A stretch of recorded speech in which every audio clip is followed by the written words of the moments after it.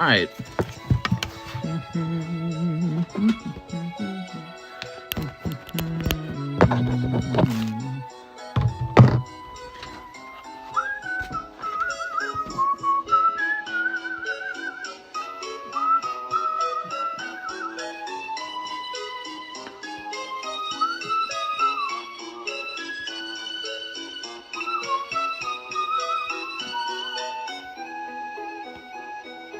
What's up, guys?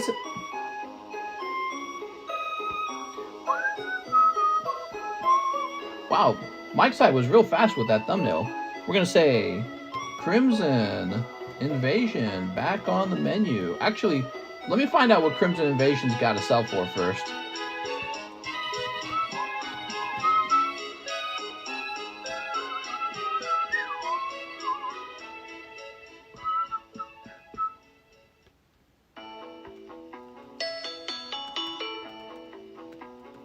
All right, so Crimson's got to sell for about $8 each. And then let's see, Crimson Invasion back on the menu. That's really loud. We're going to say PSA 10 versus Charizard break. Live card shop. How about that? Night. Okay, we're going to save this. How is it going, everybody? Up here, we're going to say Crimson Invasion.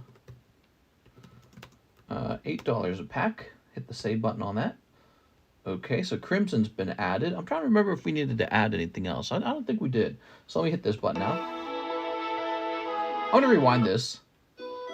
Ooh, man, that's a good song. This is called Little Root Town, Pokemon Ruby Sapphire. What a great song, guys. All right, so it is Sunday. Howdy, howdy do. What's up, guys? Workday and stream. Sheltering. Did you see all those stolen pulls? Yeah, that's all over the internet right now. Everyone's talking about it. Yes, I did see those. It's pretty incredible. Pretty nefarious. He's like the real life Team Rocket, the guy who did that. Excuse me. There we go. I'm already coughing. I cough when I stream. I don't cough when I don't stream. All right, so we've got our versus Charizard. This is the new slab break. 25 spots. It's not too bad. $20 a spot. Okay, give yourself a shot for a really nice card. Crimson Invasion is a cool set because it has a beautiful Gyarados, but also one of the sexiest girl cards in it. And her name is Olivia. Okay. Who won the Lugia slab? Who won the Lugia slab? Super Dan? I think it was Super Dan. There we go. Update menu, Lugia still in it, says Aaron. Oh, I'm sorry. Let me go fix that. I am sorry. Actually, it says the pack break is still Diamond Pearl. All right, so give me a minute. This is clearly an older menu. So give me a minute. We're gonna get the more recent menu. Oops. Sorry about that, guys. It's this dang Streamlabs, man. I'm blaming Streamlabs. Okay, we're copying the latest menu. Now we're going to pop it into here. Delete this. Paste the correct one in. Takes a long time for this to paste. Okay, and now we're going to once again add Crimson Invasion. Crimson Invasion is from the Sun Moon era. Here it is, from Sun and Moon. Very cool. An actual affordable Sun and Moon pack. What's up, Kingston? Is the boat there? No. So, refresh to get the latest menu. Let me close this down. Refresh to get the latest menu. Pack break, mini break, Charizard. Yeah, Charizard's in there correctly now. Good, good, good, good, good. All right. What's up, Kingston? Don't you think they'd reproduce? What? Still don't you think they'd reproduce? If not, that would mean Fusion Strike would go up because it's technically short printed. Did you buy a boat? Well, yes, I do own a boat. I bought it. When did I buy it? Last year? But I don't drive it very often. I'm too busy working. Too busy. Owns a boat, doesn't use it. Too busy. So, let's see what's next. Let's jump over here. We'll take a look at all my orders. Who just got some cash back? You did. We had some unhealthy Pizza Hut today. Isidro Mosqueda says, I had a bag with a couple hits. My name is Isidro. Okay, Isidro, give me a minute. Isidro, huh?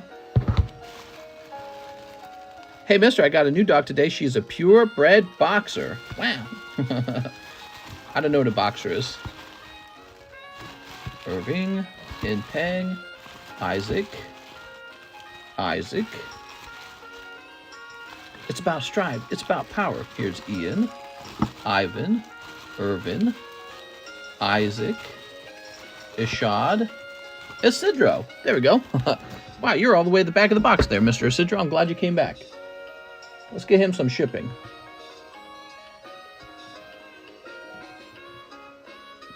We have a different Isidro in my address book, but that's not you. So we're going to log into PayPal's and get you all shipped up. It's a Bulldog Great Dane mix. The cards were seized, destroyed. So I mean, shrug. Really? They were seized? Whoa. How can they seize them? That doesn't even seem... That's crazy. What are they must have gotten the cops or something, right? Were they actually seized? I didn't know that part of the story. That's wild. I mean, if I was the guy selling them, I'd have shuffled them back into my backpack and ran away. They got seized? They just seized a fortune. I don't think a lawsuit will happen because Pokemon doesn't release pack odds, and technically the cards were in packs. Yeah, they took them. The store called the cops. Whoa! I did not know that detail. Boy, I'll just start making like a news video, and I'll go gather all this information together and once a week do a news video or something, because more people should hear about this, and we have a platform where people can hear us speak. That's wild, man. Good for them, by the way. Because, I suppose the card shop could have cut a deal with them.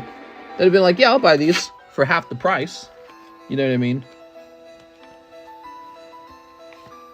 Sounds like the game store worked with the Pokemon company to seize them. I'm quarter of the way to making $80 for my grade. Oh, nice, man. Okay, Isidro shipping is done. We have a Mr. Mike's Side order. One in the Charizard break. You got it, Mr. Mike's Side. Okay. It's over Facebook and YouTube. Yep. Why do I cough when I'm streaming? I don't cough anywhere else. It's so weird. It's got to be related to talking or something. I don't know. We have this air filter now. Can we say it's not the air? Unless the air filter doesn't work. Oops. Sorry about that, Mike's Side. Wrong bag. Oh, right. There was like one spot left in the rocket break. I forgot about this. We're real close to the rocket break, everybody. So that's why my evolving's cold. Here we are. Just take the hits. 1, 2, 3, 4, 5, 6, 7, 8, 9. You know it's not going to be cold? This. It's definitely the air. There we go. Elaine Sanko, I'd like to put $76 toward my SLAB-AWAY. So he wants to sell me back a graded Ninetales coin and apply that money toward his SLAB-AWAY. Okay. I will tell Mr. John to retrieve the card for me.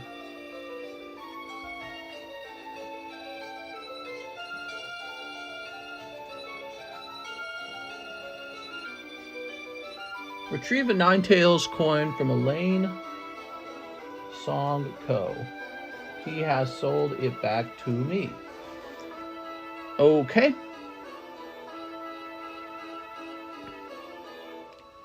He says $9 towards shipping my hits bag in the 2 slabs. I'll deal with the hollows. I have a PSA 10 Rayquaza slab as well. Please hold the booby girl slab there. My pregnant wife and her pregnancy hormones will throw a fit if she sees it. Oh, funny man. All right, so we're looking for Mr. Elaine Sanko, huh?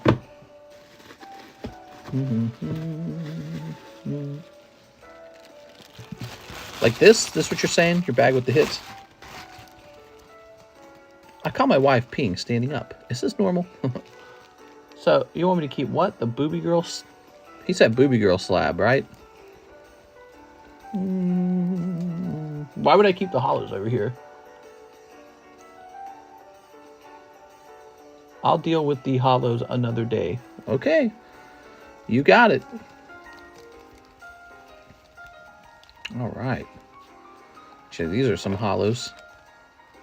We should have a couple hollows in the front and the back, to be honest.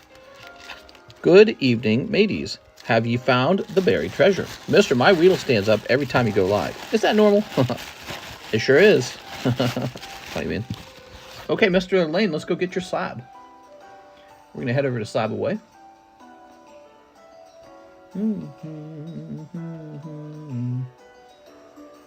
He's got a Charizard. Let's go grab it. I have 2 bags, one that is all hollows and one that is all hits. Yes, did you want them both shipped?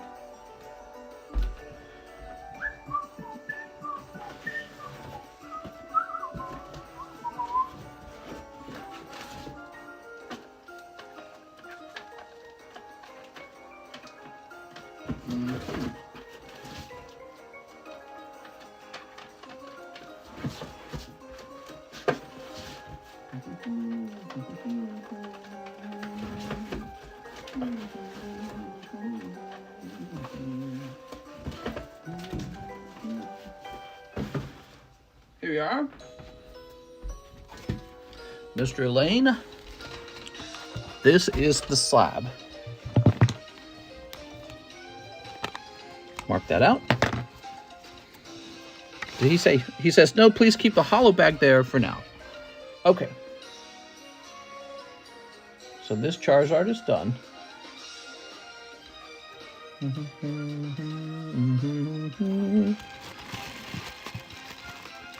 I read about Brooks for about 2 hours today. Talk about the USA being in a world of hurting. It could be. If we're stupid, it could be. Which I don't see why we're going to be smart. Would you say our leaders make you feel like they're about to make a smart choice? Or is their focus basically just going to be on LGBTQ stuff and diversity stuff? Because this is not LGBTQ stuff. This is not diversity stuff. This is finance. And finance doesn't care about the color of your skin or who you're having sex with. And so it really cares, though, about how smart you are with money. And I don't feel like the current administration has shown any signs of being smart with money. It's very troubling in that regard. Very, very troubling. So I'm worried. Okay, leave the booby girl slab.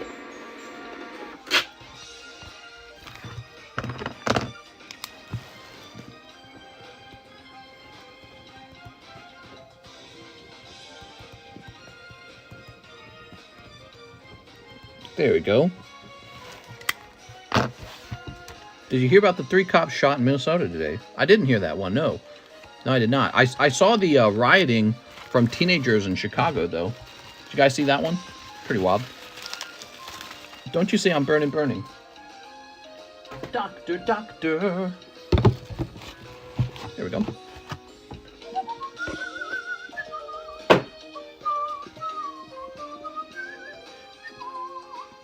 Let me have a cough.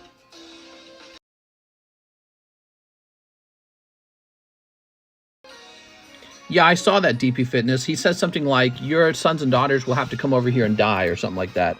And his idea basically is, that's true because it's NATO. So I think he's basically saying, like, you have a responsibility because we're part of NATO to come and defend us. And it's kind of an odd thing because what if any country that was under attack just said, I'm part of NATO, come do war socialism for us? And so I don't know how I feel about the whole ordeal. I'm very uncomfortable with it. Charmeleon. All right. I really don't think the United States should be the world police. I think what's going on here is Russia defeated Ukraine a long time ago economically, and that was kind of Ukraine's fault, right? Like, people believe there's no war going on in the world, but there is always a war going on, and it's an economic war, and it's done silently, and when you've lost it, you go on to lose your country. When you've lost the economic war, you then lose the country later. Here we are. Can we get it up close on the Charizard break? Yeah, this is Versus Charizard. It's a Charizard you've never owned before. Beautiful card, first edition from the Rare Versus collection.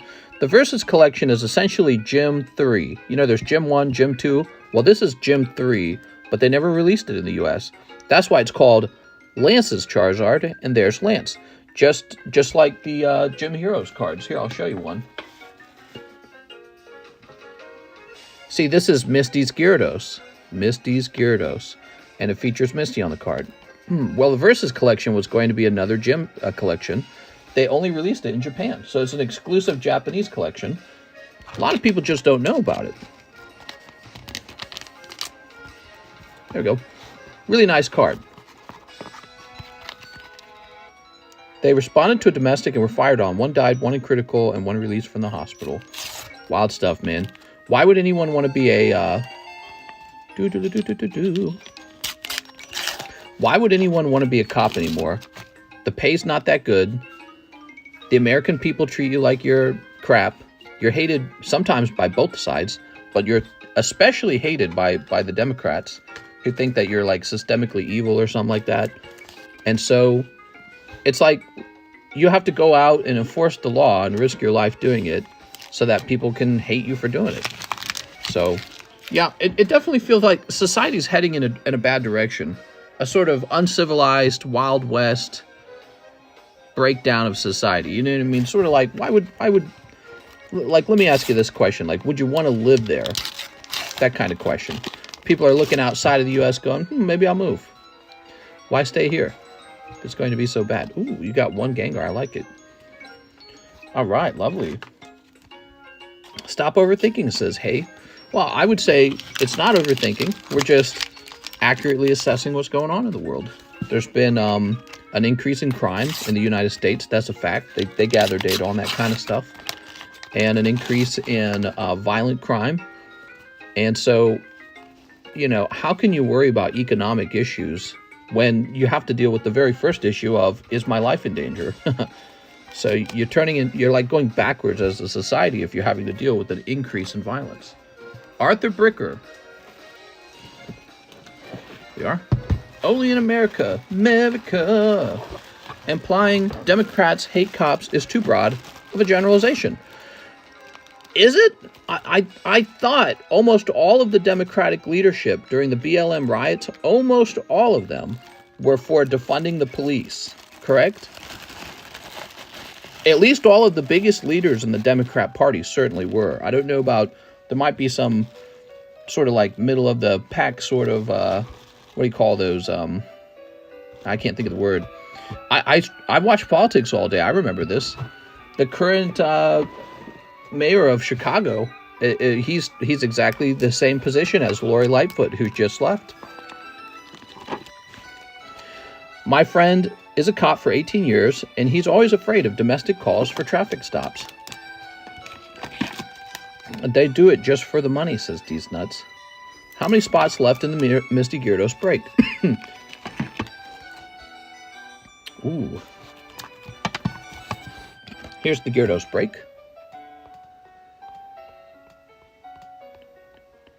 13 spots. Your state senator making my newsfeed a lot. Justin Hicks and Mike Moon. What? Here we are. What are they saying? What are they doing? Ooh. All right. Here's Kevin O'Neill shipping for my bag. No problem, Mr. Kevin. All right, so Kevin says he would like to cancel this Ultra Prism spots. No! Ultra Prism has not been popular for some reason. Maybe it's just bad timing. Here we go. No problem, man.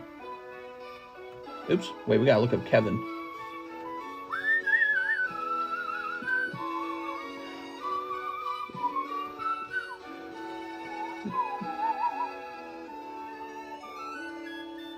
All right. No problem, Mr. Kevin. Things change. Here we are. Hope to see you again in the future, Kevin. They make Pokemon cards in Spanish, so I can sell them Pokemon. How many spots left in the Rocket Break? How many spots left in the Rocket Break? One spot. I did see that, Mr. Faisal. Yeah, it was pretty unbelievable, huh?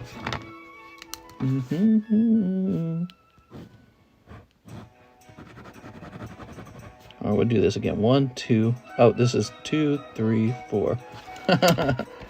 Making the list a little ugly. That's okay. Has Disney been a high seller? It's been a crazy high seller. Yeah, Disney just flies. Can y'all get the Ultra Prism breaks going? Yes, we have an Ultra Prism box break. That is the box break currently. San Francisco Supervisor Hillary Ronan begs for more police in her district after voting to defund in 2020, says Redbones. Weedle Gang. All right, so we're not done. Mr. Kevin says he would like to do a shipping. No problem, Mr. Kevin. Sent for the last spot. All right, there you go, guys. The vintage rocket pack is sold.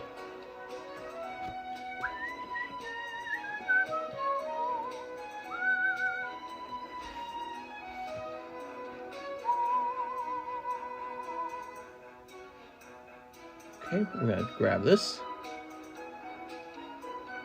Shipping plus slab. Okay, so you do have a slab. Thank you. That helps me know how heavy we need to make this. And print. All right, we got it.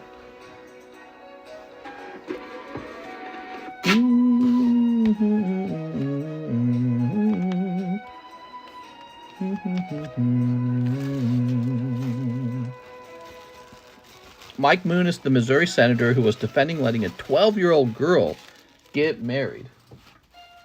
Really? What exactly did he do? I didn't hear that. Mike Moon. Mike Moon, 12-year-old girl. Missouri State Mike Moon said on the floor he knew at least one person who got married at 12 and followed up with the comment of, guess what? They're still married. Yeah, that sounds pretty controversial. That is very controversial. People don't marry that young anymore. I guess that was something that happened more often in the past for people to get married so young. But, you know, like, for example, in Japan, the age of consent is like 13. I think Italy, the age of consent is 13. But 12 is really young. But, you know, he said he knew somebody. I'm guessing he's 100 years old. And so whenever this happened, it happened 100 years ago. You know what I mean? And times have really changed. They have, guys. So he's probably a boomer, and it probably happened like 60 years ago, whatever he's talking about. Hit the face in the chat box on the YouTube app. But it's a weird thing. You generally would not want to rule like that because 12's too young. They don't know themselves. So it's really someone else making a decision for them to whom they will get married. That's like old weird, you know, like your dad chooses your... Wait, he didn't send it twice, did he? No, he didn't send it twice. Weird. All right, let's see what's next. We have Cannon Moore, Rocket Break. All right. You ready?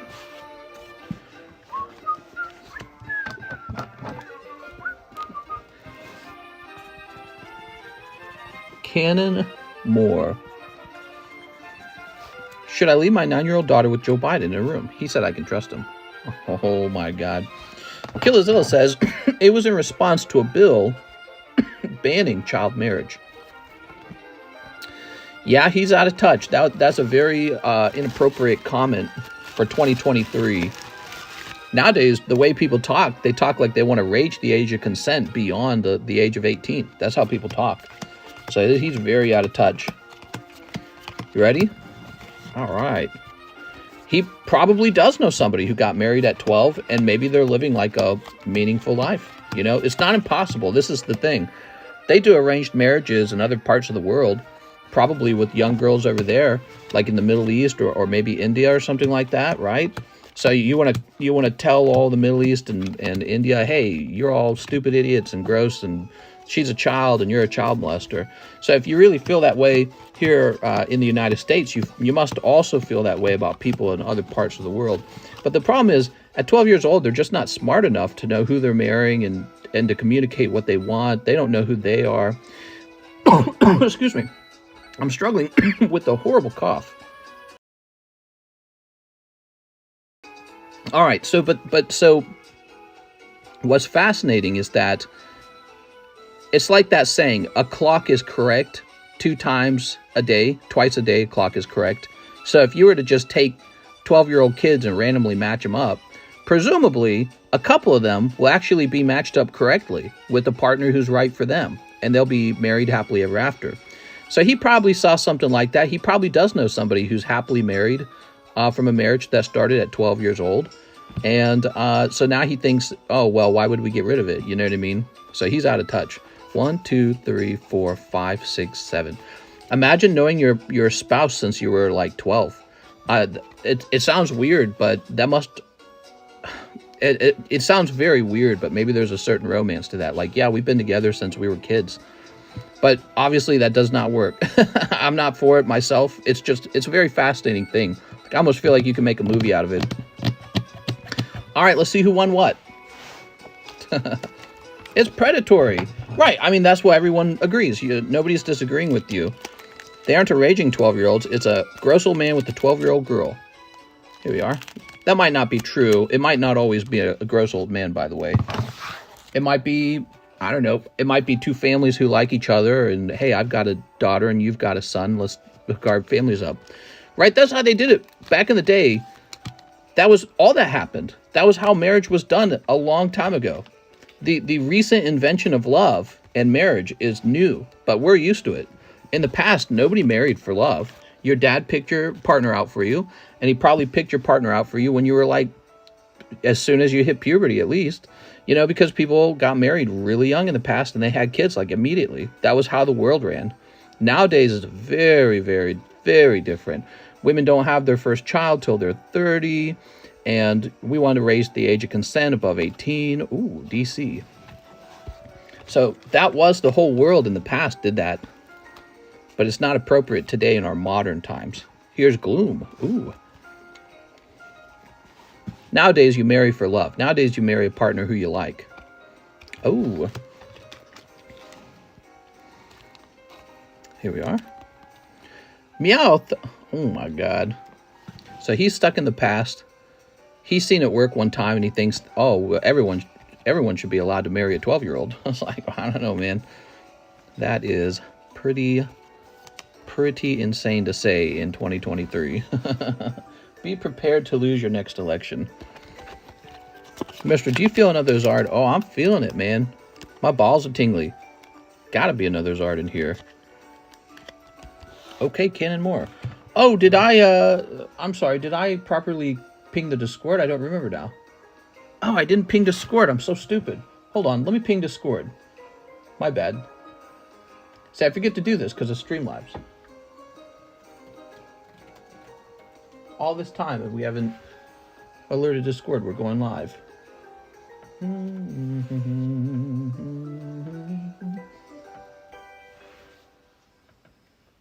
Lovely. Parents would have to choose a big booty girl for him, and he would have hated it. You're saying my parents would have chosen a big booty girl. Weston Miller. Here we are, Weston Miller, and this is a bulk grade. You got it, man.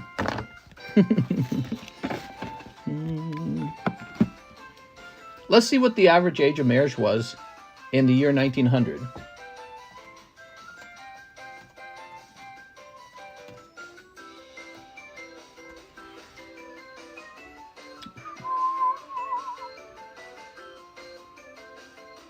Oh, it's still pretty old. Look at this.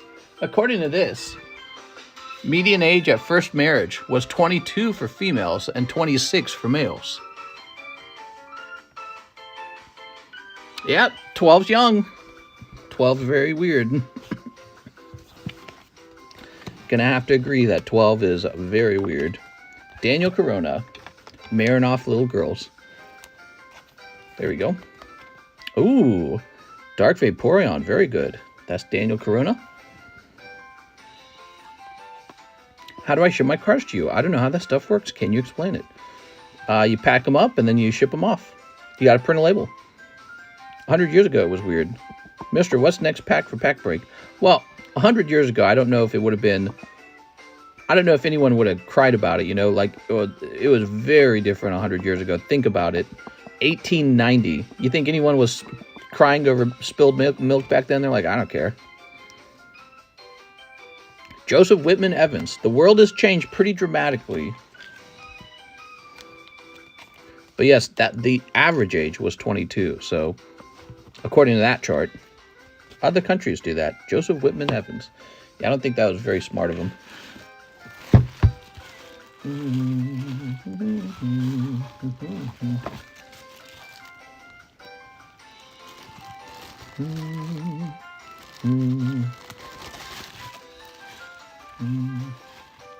Put this away. Can you make a video on that? Let's make a video on that. Joseph Whitman. Okay, here we are. We've got Zubat. Look at that Zubat. A lovely Zubat.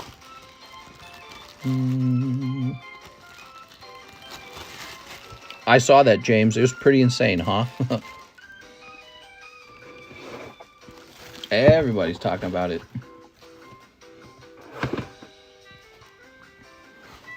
Here's Cannon Moore. Good on the Pokemon card shop for calling the police. Here we are, Cannon Moore. Also, how dumb are the criminals who stole them? Yeah, let's bring like $1 million of Pokemon cards to a card shop. It's like you're literally showing off that you stole. Dark Jolteon came out. That's a beautiful pull cannon. Definitely gradable. Yeah, you know, I'm like any collector. I've got 1,200 Moonbreons.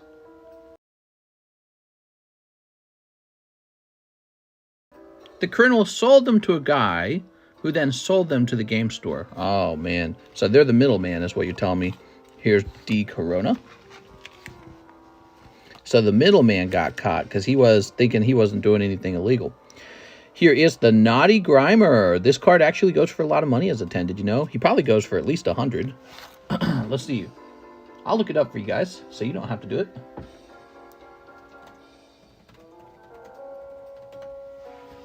This is a banned Grimer card, and he's best known for kind of having his eyes in a position where it looks like he's looking up a girl's skirt. So the cheapest buy it now on that card right now today is $200. That's the cheapest buy it now. Can you believe that? So that is a fancy card to pull. Just because in English they changed it so that his eyes were looking forward. And the reason they changed it that way is because they were worried that he looked like he was looking up a girl's skirt. Right? That was the reason. Grimer is such a lad. DC, uh-oh. Is that 5? Is he out of spots? Abra. Let's see how many spots he has. Oh, you didn't get it, man. I'm sorry. But you got a Dark Vaporeon. He looks really good. You got a Dark Grimer and a Dark Gloom. Overall, your common and commons were pretty nice, Mr. Daniel. The winner is Jose Vargas. Wow. Jose Vargas. Come on, Charizard. Oh, it's a Dark Vileplume. I thought I'd flip it around real fast. Maybe it would make us lucky somehow. Darn. Jose Vargas. I was hoping for double Charizard. I don't know about you guys. All right. I'm sad. Overall, a good pack, though. It had the Naughty Grimer in it. Daniel Corona. Let's find his bag.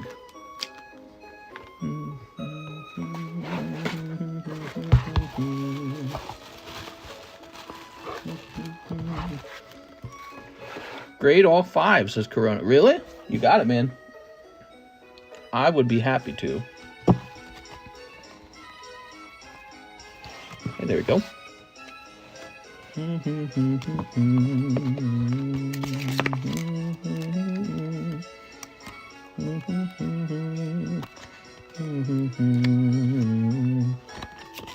My glizzy got hard looking at the picture, not gonna lie. What? Crazy, man. Yes, well, I know a 12-year-old who got married, and they're happy. Wow. That's kind of a brag, though, right? Like, if I was married to my wife right now, and I said, we met when we were 12, that's a little bit of a brag. I mean, it's really like a shot in the dark whether or not that kind of relationship works out, because Neither person knows what they're doing.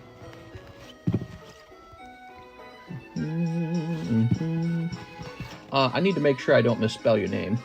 Give me a second.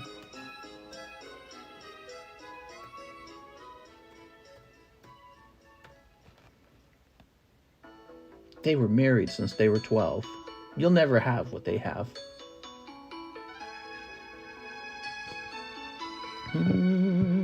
The way you handle those card savers make me act up. Thank you. Express, wow. You're not messing around. He says get these graded tomorrow. So they'll jump right to the top of the queue for grading them. All right, Daniel Corona. Express grading is pretty popular on this channel because it occurs very quickly. There we go. Ta-da! I've asked multiple times, David. What'd you ask? Beanie Babies Alex. All right, we're doing Beanie Babies.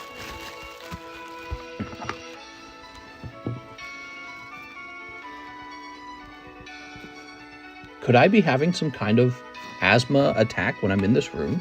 It's weird though because we have the air purifier now.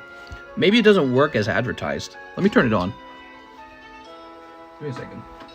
It's on right now, actually. Let's turn it on high.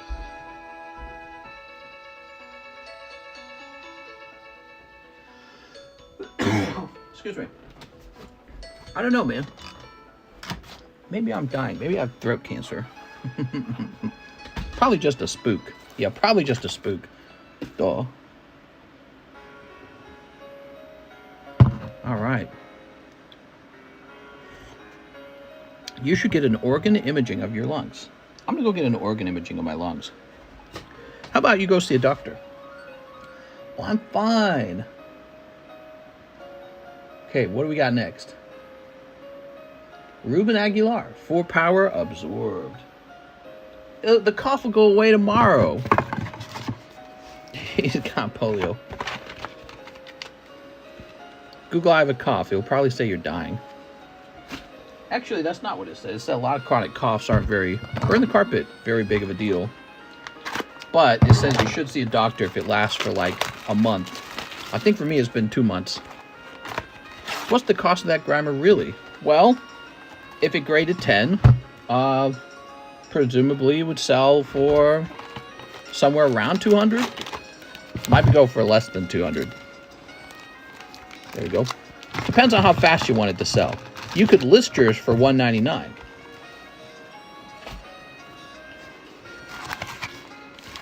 But it might not grade 10. I saw the centering on it when we pulled it out. It was looking off center. Okay, it might be a 9. You should see a doctor. I talked to Dr. Internet. Isn't that good enough?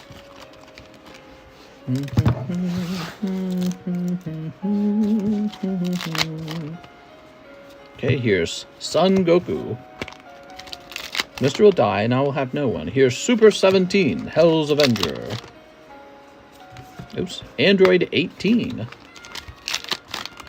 And Shocking Regeneration, Android 21, Full Power Counter. Google's not good enough.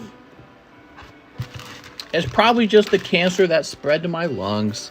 Chill, guys. I got a solid 6 months left. There we go. All right, that's for Mr. Ruben. Mr. Ruben. Let's see.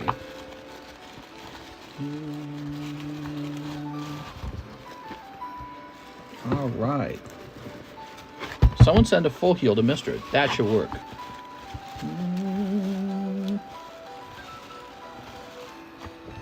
What's the next pack break? What's the next pack break? Good question. I need to pick a new pack break out. Oh, Ruben said new bag, and he even said it in capital letters, and I still didn't notice.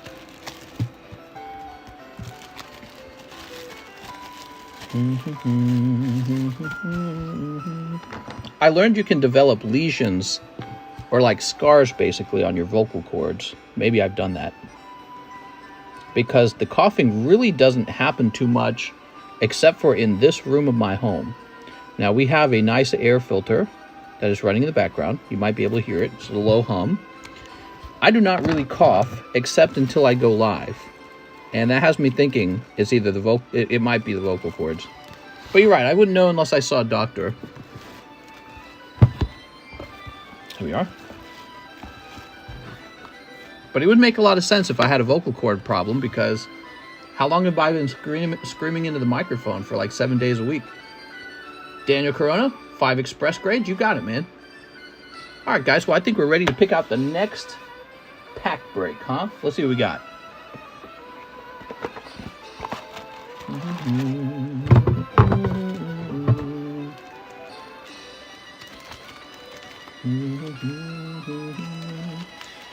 I like the, well, let's do one more fossil. Let's do one more rocket break, okay? One more rocket break. Let's do it.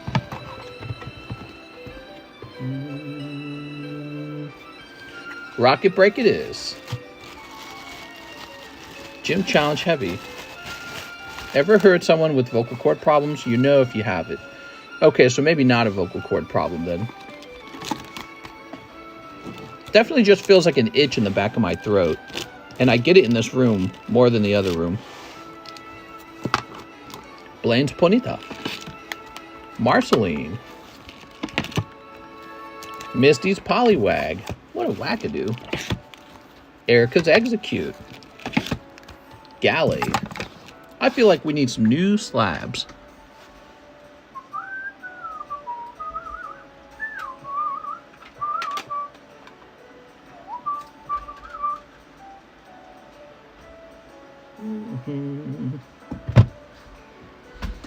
Mold test was negative. Well, we have an air purifier now too, so why would it be an air quality issue unless the air purifier does not work as advertised, which is possible, I suppose.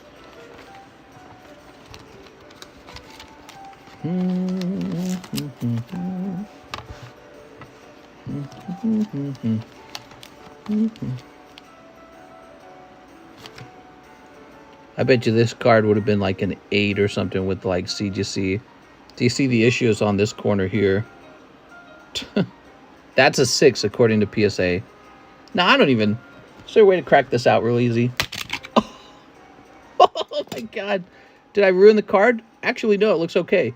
Well, that plastic broke like it was nothing.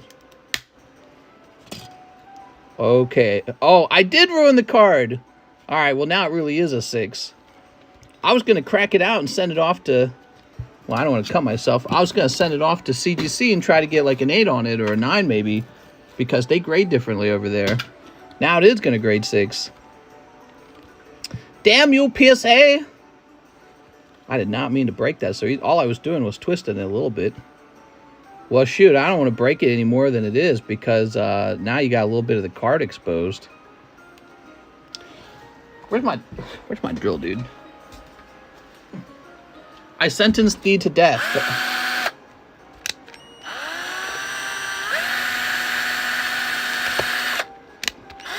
Alright, that card's gone. I'm not even going to bother. You know what? It's too much effort. PSA slab cracked like it was nothing, guys. Alright, he's out of here. You know, I was going to have to sell him for like maybe $19, essentially, because they gave him a 6. And you look the card over, well centered, no print lines, but on the back corner, there's this little indentation on the back corner. Boom, 6. Dude, that's bullshit, PSA. That card's not a 6. No other grading company does that, by the way. Not BGS, not CGC. I don't think SGC does it. Just PSA does that. You know, a little indentation on the back corner, boom, it's a 6.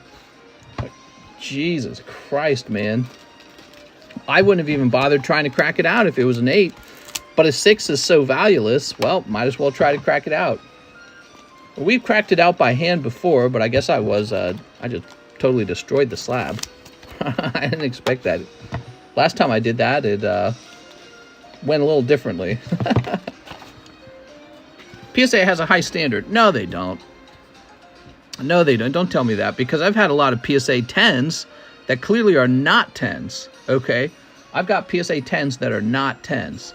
And it's just the case that they have some made-up rule, and the rule is if there's some sort of indentation, no matter how small, it just immediately falls to a 6. Now, it's a silly thing because an indentation can actually not really trouble the quality of the card, you know? Like if somebody were to, if the average population were to grade it, they wouldn't have dropped it to a 6. They'd have been like 8 or 9. All right, give me a second.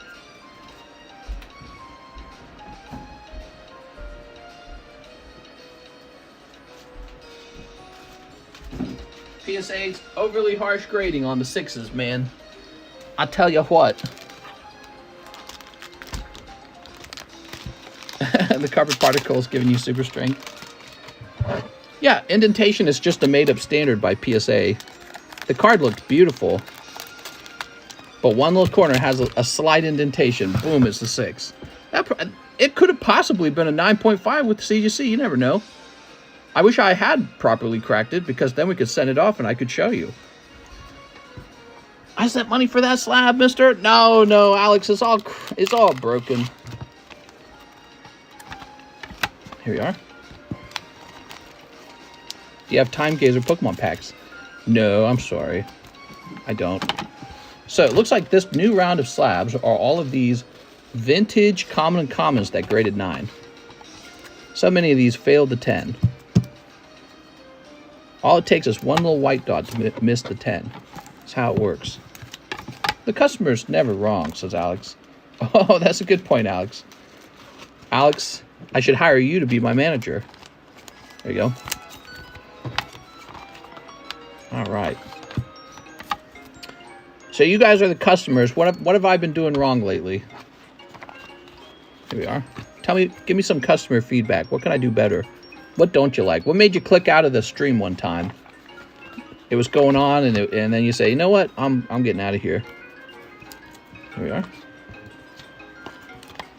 Tell me, you cough too much, says A. Perez. Fair enough. Yeah, there's quite a bit of coughing. We need to stop coughing. I don't think it sounds flattering after a while. More slab breaking. More giveaways. Yes, I think I do good on giveaways. One time you're opening a box, you just kept talking to talk. You kept stopping to talk. It took so long. Good feedback, good feedback. I'll think about that, Coronado. I won't do that next time.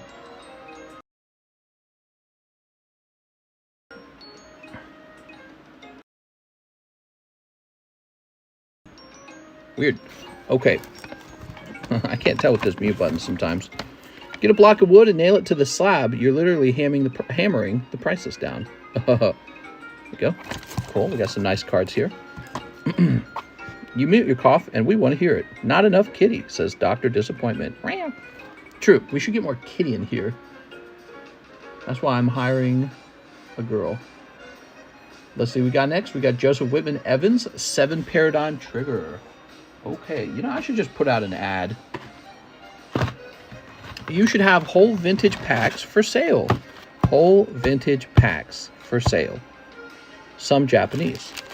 1, 2, 3, 4, 5, 6, 7. That's a good idea. I like that. I think one of the issues is price. The problem is I'm not able to...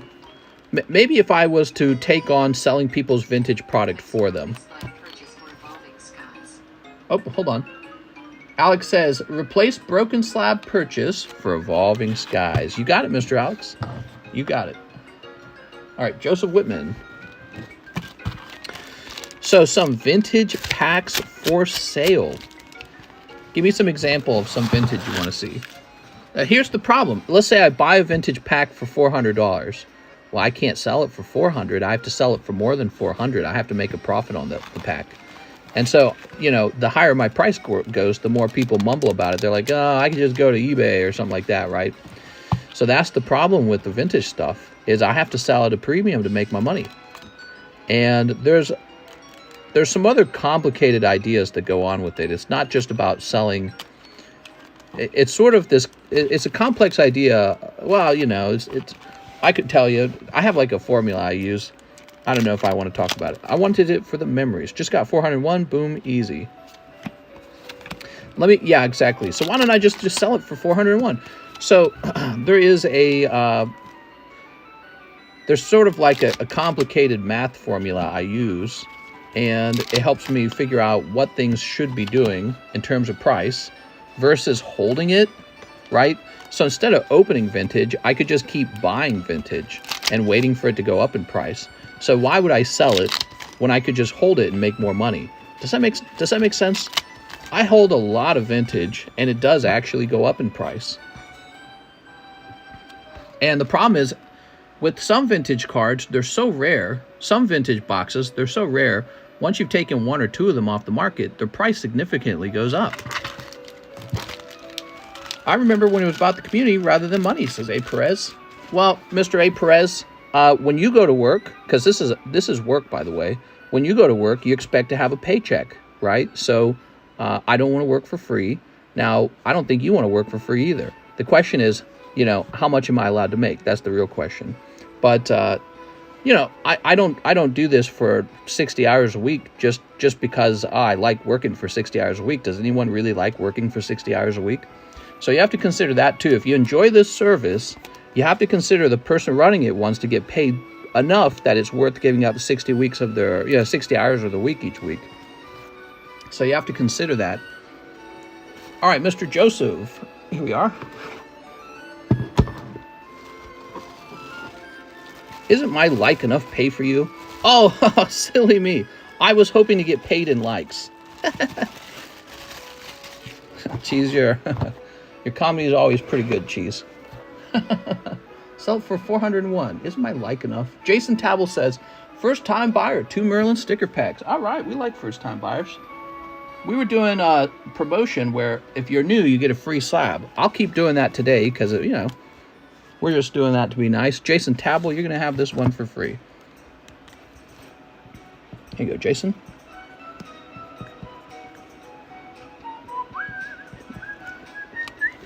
It's not a terribly expensive slab.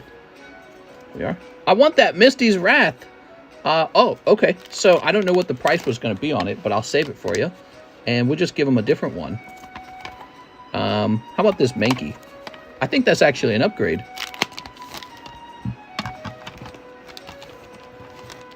I had it written in PayPal. Here we are.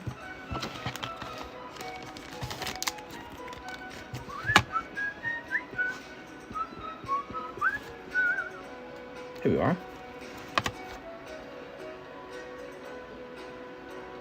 Okay, and now we're going to say PSA 9 Misty's Wrath, first edition.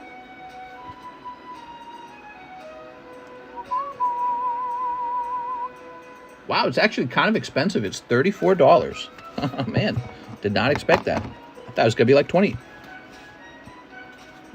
Here we go. Remember, the prices are real simple. They're just based off of cheapest buy now. Now, Mr. Jason, you're getting this card for free. So, lovely Brock's Mankey. There we go.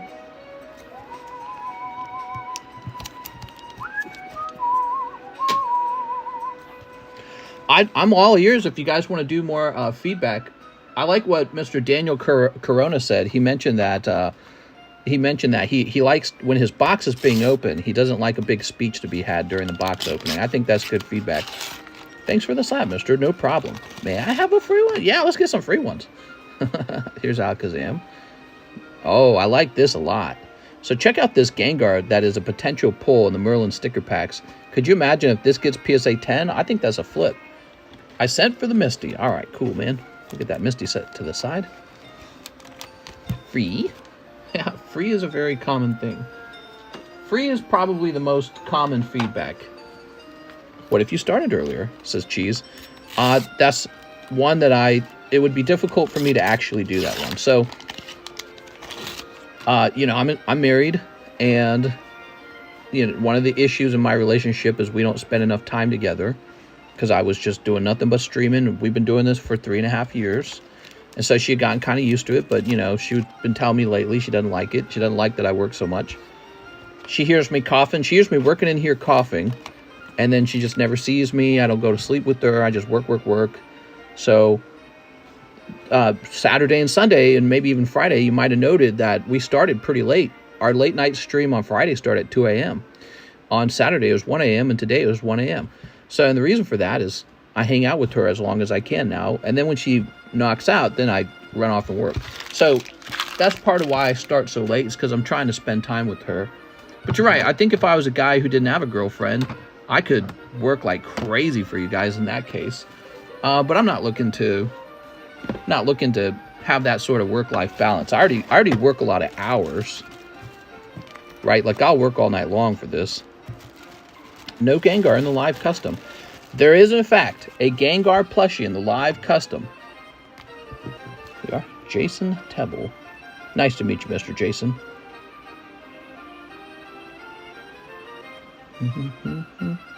But that's a fair point, Mr. Cheese. I think that the time issue is an important issue.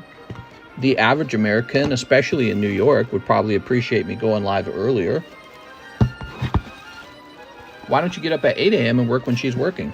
That's a very bad time period. The most favorable time period is around dinner time. That's when everyone's done working and they've got money to spend and they want to open some cards. I've tried streaming in the morning. It gets a very poor audience. Everybody's awake and trying to go to work at that point. Same here. My hinting has gotten out of control. House just got filled with Hot Wheels. No time spending with family. My sleep has gone to poop. Nah, F New Yorkers. Oh, that's so mean. All right, let's try getting a price on this Bellsprout.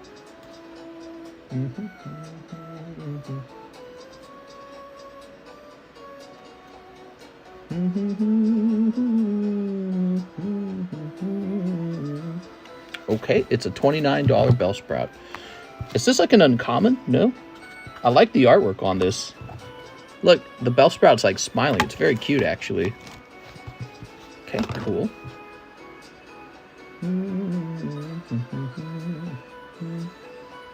Andy Nguyen. He says, 4 for the Charizard slab break. Whoa! That is high risk. Good luck, Mr. Andy. Andy Nguyen.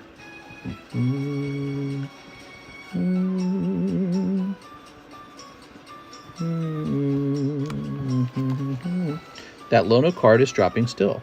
What card?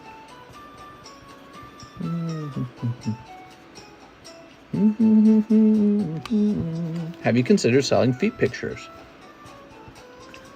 You remember how my wife was drawing like girl cards or whatever the other day, and those sold for like a strange amount of money, and they were really popular?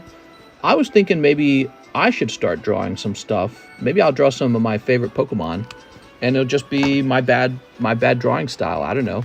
I'm not a proficient artist at all, but I think you guys might enjoy it if I drew some stuff on a blank card, and then I could encapsulate it and authenticate it, because yeah, you know, it is my card. I'm the artist, so I can authenticate it right there and then.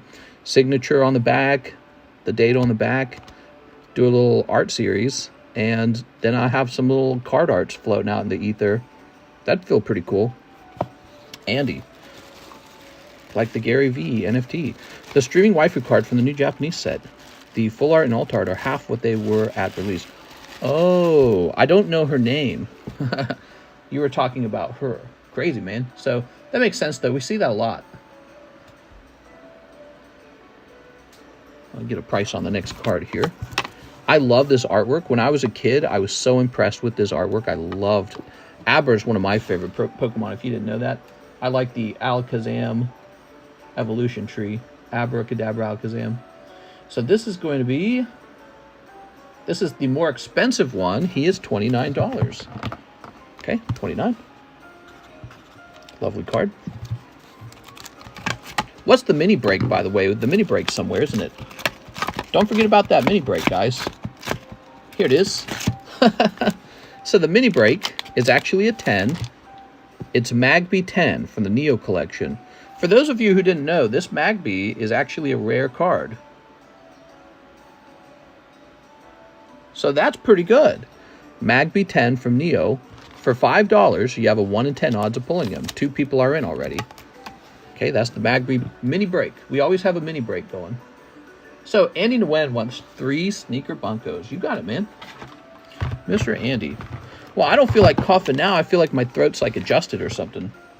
Very interesting. Rand acts like he drinks Bud Light. Oh, man. Yeah, Bud Light commercials, man, getting tons of free internet attention. That's a nice slab for a mini break. Thanks, man. Here we are. Okay, hollow, boobies. Lots of boobies in this round, Mr. Andy. The other guy said, don't ship my booby slab. My wife is pregnant. She's got the pregnancy hormone. That's funny, man. Is that what you want? You just want a woman that looks like that. No, that would be terrible. I wouldn't like that at all. Okay, let's see. Oh, here we are. I only have eyes for you. There we go. All right. You should collaborate more to bring attention to your brand and business. Not a big fan of collaborating. What I could honestly do for you guys, and I've been avoiding doing this because it requires a lot of effort. I could make a lot more videos, like 10 things you didn't know about collecting, 10 things you didn't know about Pokemon cards, which card performed the best in 2023, which card performed the worst, most popular Pokemon card of January. I got like a million ideas. I can make those videos all day long. How to manage your card collection so that you eliminate underperforming cards.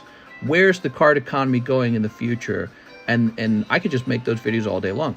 Another one, Pokemon news every week. It'll have all of the relevant news for all card hobbies, probably. Another, you know, talk about Beanie Babies. I don't care. So I've made all this stuff before.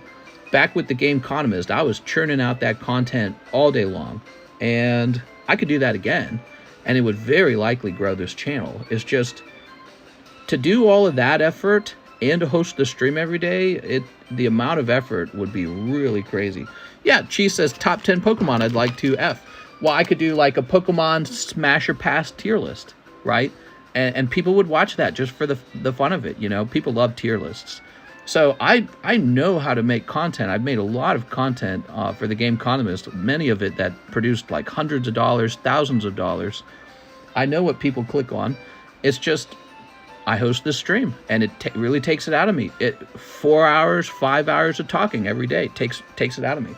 So to do that, and then to write a script and do the voice acting for a 40-minute long video, it's extremely taxing. All right, Andy Nguyen. There we are. But you know, we talk a lot about potentially me hiring somebody to help me run a daily live stream. If somebody was hosting a live stream for me, you realize I would have all that free time back to generate that content. Here's Daniel Del Barrio, 10 DBZ, Power Absorb. You should do those videos. I think it would be good for your growth. Well, I know it would be good for my growth. I'm certain it would be. And 10. There we go.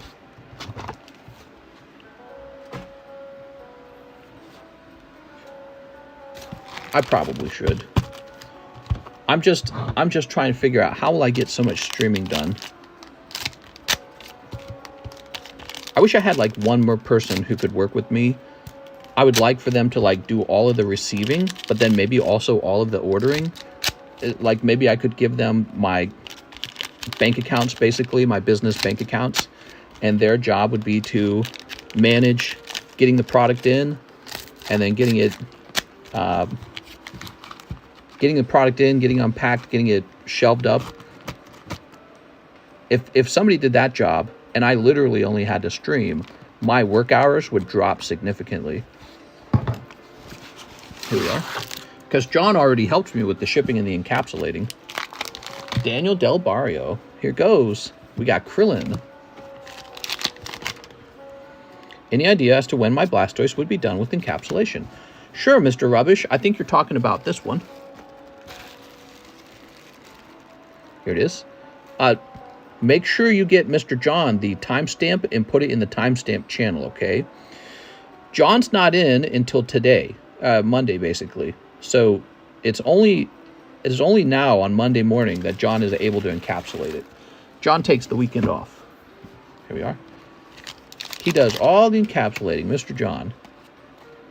There we go. I saw he did the timestamp. Oh, very good. Yes, so that part's taken care of. Here we are. We've got, oh, what do you got here?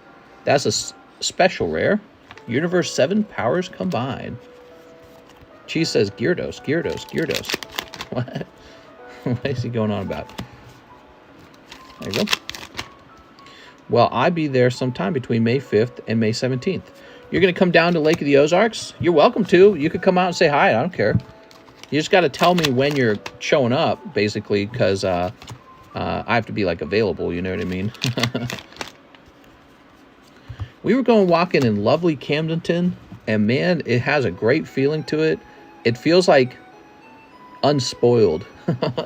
That's how Camdenton feels. Feels unspoiled. It's hard to describe what that means, but it's sort of like rich people haven't moved in and ruined it yet. Son Goku, Berserk Instincts. It has a small town feeling.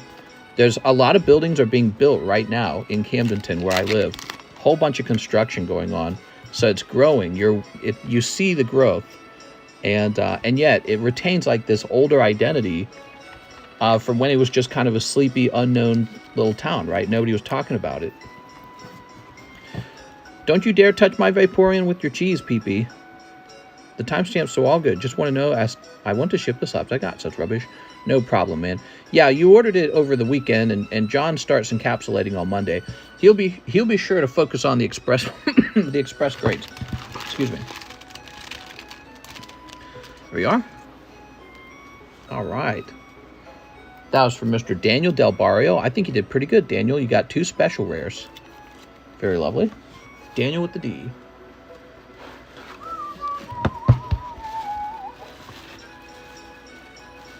Here we are.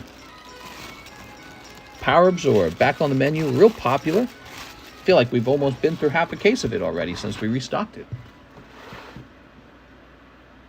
Daniel also wants a spot in the pack break. You got it, Daniel. Did we already do that? I don't think we did.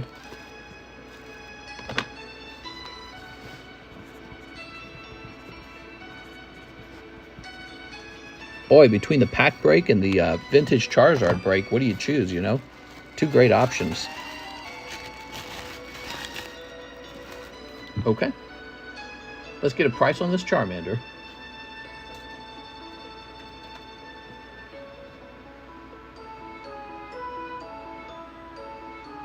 Okay, this is the more expensive Charmander, but he's still pretty cheap compared to cards overall.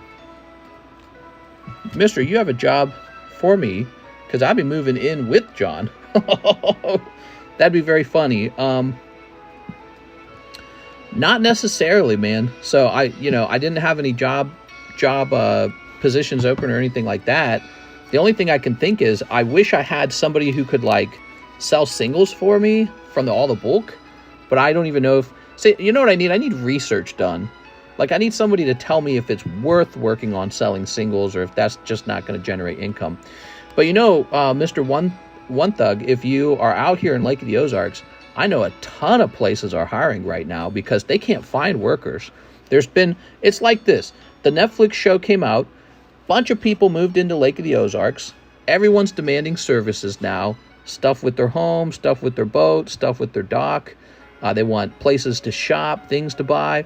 So all these shops are inundated with demand, but they can't get any workers because the people who moved in, they're not workers. They're rich people. And so there's a lot of demand for workers right now. Yeah. Great place to be right now. They're getting ready to build a $400 million amusement park, and I'm super excited for that. But yeah, I think you could find a job out here. But I don't know what kind of job you'd want. And One Thug for male stripper. Let's see. Alex PSX, sell me that energy and sleeve it and sign it and put a date. Right, so Alex said instead to open an Evolving Skies. Alex, you want me to just give you store credit and you can think about it more? Let me know, Alex. I can just give you store credit. You don't have to rush into opening up anything because you weren't expecting to have to open it. We'll say 19, like that. So you haven't spent it yet. You sure you want to open a pack of Evolving? One Evolving. All right, you got it, man. It's about time for me to get more Evolving. Oh, here's one. Ugh. Could you give recent subscribers some basic information? What's a Pokebrow? What's up, Blaine? It's nice of you to be here. I'd love to give you some information. If you give me a moment, I'll explain it. So, Mr. Alex pulls a Raichu. Yes, this is our Rip and Chip channel where we open up cards on live on demand. We've been doing it for about 3.5 years now. And we got a lot of interesting product that maybe you've never heard of, so you don't know what you're buying. And one of those is the Pokebrow. There we go, put that away. So a Pokebrow, which is held in this box, is basically just my own version of a booster pack of cards. Your Pokebrow might be hot or it might be cold, meaning that hot means it's got really good pulls in it, colds mean not so hot. So I'm just going to grab a pack. So if you had gotten this pack, you'd start out with a Vintage Fire Energy, a Selgor from 2014, a Vintage Trainer from 2009, this Potion, or a Choreo Full Art, and this First Day Production Star Wars card. So I would call this a cold pack, all right? That's not necessarily the pack you want to have grabbed. But some of the packs contain much better pulls. I don't know if we'll pull one right away. Here's another Vintage Fire Energy. This is from 2006. Durant. I don't even think he's supposed to be in here. Here's Tapu Koko. Nice. Scissor VMAX, Toxapex, Metagross, Butterfree, and Turtonator. Okay, so that's an interesting pack. That pack had a lot of Sun and Moon era GXs in it. Very cool. 1, 2, 3, 4, 5, 6 of them. All right, I want that Durant. Maybe that's why I put the Durant in there, because I think maybe I remembered a guy liked the Durant, so maybe I put it in there as a joke because I remembered that. There's no reason the Durant should be in that pack at all. There was somebody who requested the Durant like more than once. Okay, Alex, you got $5. Show the new people the live custom. Yes, so the live custom's a lot more exciting than the Pokebrows. Pokebrows are just for regular ungraded cards. So this is the live custom. Some crazy stuff can happen in the live customs. So this is where the craziness happens. There's all kinds of weird things in here, but primarily what you have are graded Pokemon slabs. They go into the live custom, and so each time you open one, you might get a hit or you might not. Let's see. So this is a cold pack of a live custom. With this pack, you will lose $20. I'll shuffle this back into the deck now. Okay, so he just go back there. So you're hoping to actually pull a slab. And what do the slabs look like? So slabs look like this. See all these slabs? So all these are resting in the live custom. And so here's one. You might pull... So you might pull something like this 9.5 Blue Poker Deck Ditto. And you might get it for $20. That's pretty good, actually. Yeah, there's quite a few slabs in there. There's a variety of good and maybe not as good slabs. Like, for example, this can show up in the live custom. Also, to determine how the live customs are filled, see how this says $30? So he would be a pack and a half. So if I had this one and I had this one and they went into the live custom box, total is $60. So within 3 packs, these 2 cards would get pulled. It's a chance for you to basically snipe a good slab or be sniped. Somebody else might be doing the sniping. You might do what we call the sweeping, you know, where you pull all the cold ones out of the box for someone else. All right. Here's Daniel Corona. Spot on the next pack break. You got it, Daniel. So the pack break is extremely popular, and we've been running these for a long time. The marker's dead. This is the pack break. You can see Daniel Corona's in it and Daniel Del Barrio. Here's the pack in question. This is what we're breaking. There's 10 cards in the pack. So we're going to sell 10 energy cards, and what's going to happen is we're going to shuffle those energy cards once they're all sold, And these energy cards will allow you to randomly draw one card out of here. So we'll flip your name over, Daniel Del Barrio, and then we'll pull Daniel Del Barrio's card out of the pack. Daniel's hoping to be the guy who pulls a holographic Charizard out of the pack. That's how it works. So 9 people will get a common uncommon, and 1 person will get the holographic card. We call that a pack break. Very popular. Okay, we've got Faisal Muhammad, 5 paradigm triggers. You got it, man. 1, 2, 3, 4, 5. I'm afraid half my slabs have the wrong name. That could be a serious issue. You want to talk about it? You're worried that it has someone else's name on it? Here we are. We don't want that to happen. What do you mean by that, Mr. Daniel? Whose name do you think it might be mixed with? All right. Very good. All right, Mr. Faisal Muhammad, we got this guy. Well, John's already working on it. Cold. Where there are 2 people of the exact same name, that occurs on a rare occasion. But if it does, I need to know too, because when you order, I gotta make sure I get the right person's name. You put Coronado on some of the slabs. All right. You put Coronado on some of the slabs. And you're Corona. Okay, that's a big deal. When people have very similar sounding names. Mr. Faisal Muhammad, here's your bag. Yeah, we will make sure we put the right name down. There we go. But there's nobody with like a Daniel. Is it Daniel Coronado and Daniel Corona? Because if that's the case, that does scare me. Let me go ahead and log back into PayPal. You're gonna make me look it up. Time out the next 2 pairs you see. Time out the next 2 people you see. That's what the person said. Oh, hold on. I'm doing this security thing on PayPal. God, PayPal's so annoying. All right, we're logging into PayPal. Okay, so you don't think there is a Daniel Coronado. That's good. I'm going to just double check, because if you have names so similar, I would hate to accidentally put your cards in his bag when they belong in your bag. Coronado.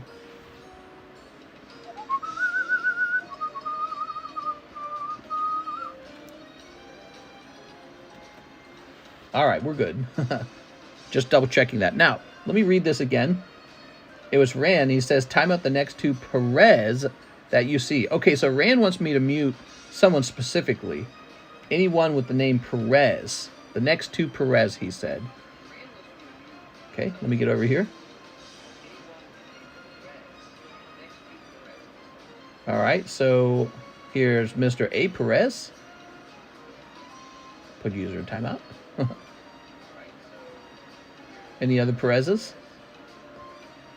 I don't see any other Perez's for now.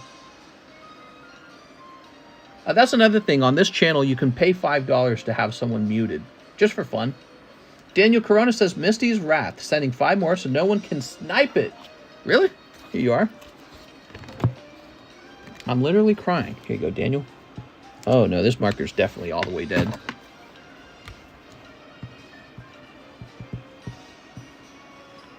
Corona. Look at the way I write my R. That's the cursive R. You guys recognize the cursive R? How many of you guys had to learn cursive? Is cursive taught anymore? Corona. So in cursive, an R is drawn like that. That's an R in cursive. And when you're not writing in cursive, an R looks like this. Very different. So sometimes I confuse John because my handwriting isn't always super legible. But which one you think is easier to understand? This one up top or this one? So it's very bad. Did my order show yet? Not yet. All right. Jennifer Yap says, let's get one. Oh, here it is. Jennifer Yap. Here we are. 1 spot in the rocket.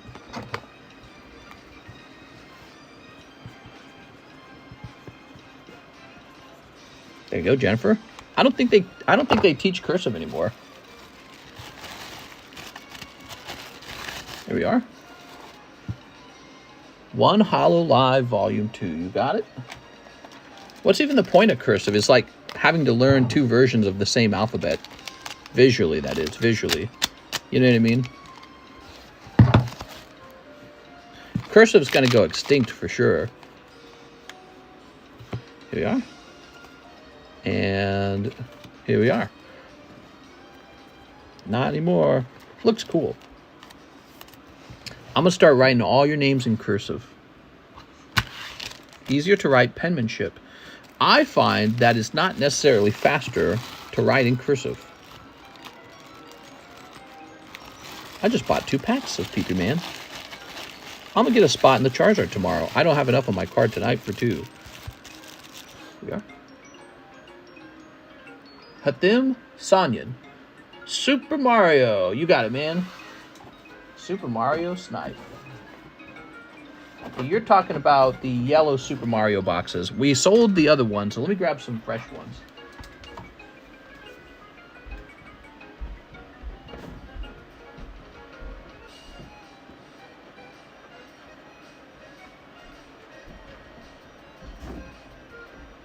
I'm almost sold out of these. These were not a super fast seller, but they actually sold. They all sold.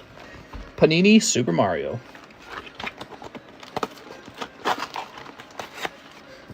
Somebody Google, what was the point of cursive?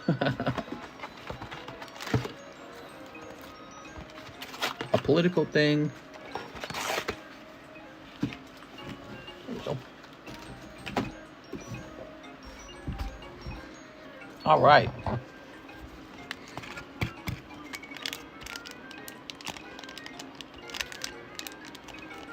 We're ready. It's a me, Mario. Wahoo. Fancy writing for the non-poor.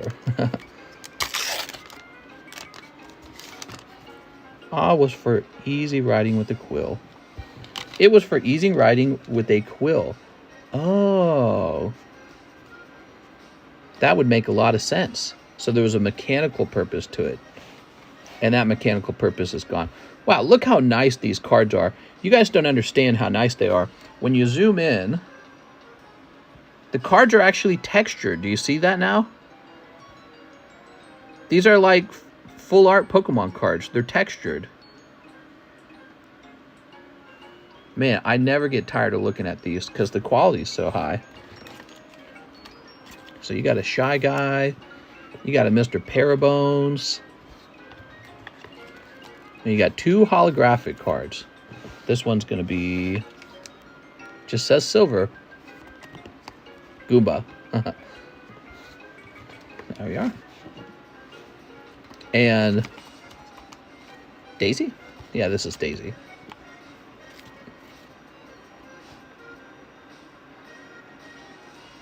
My wife loves big black chain chops, but all I have is a small Goomba.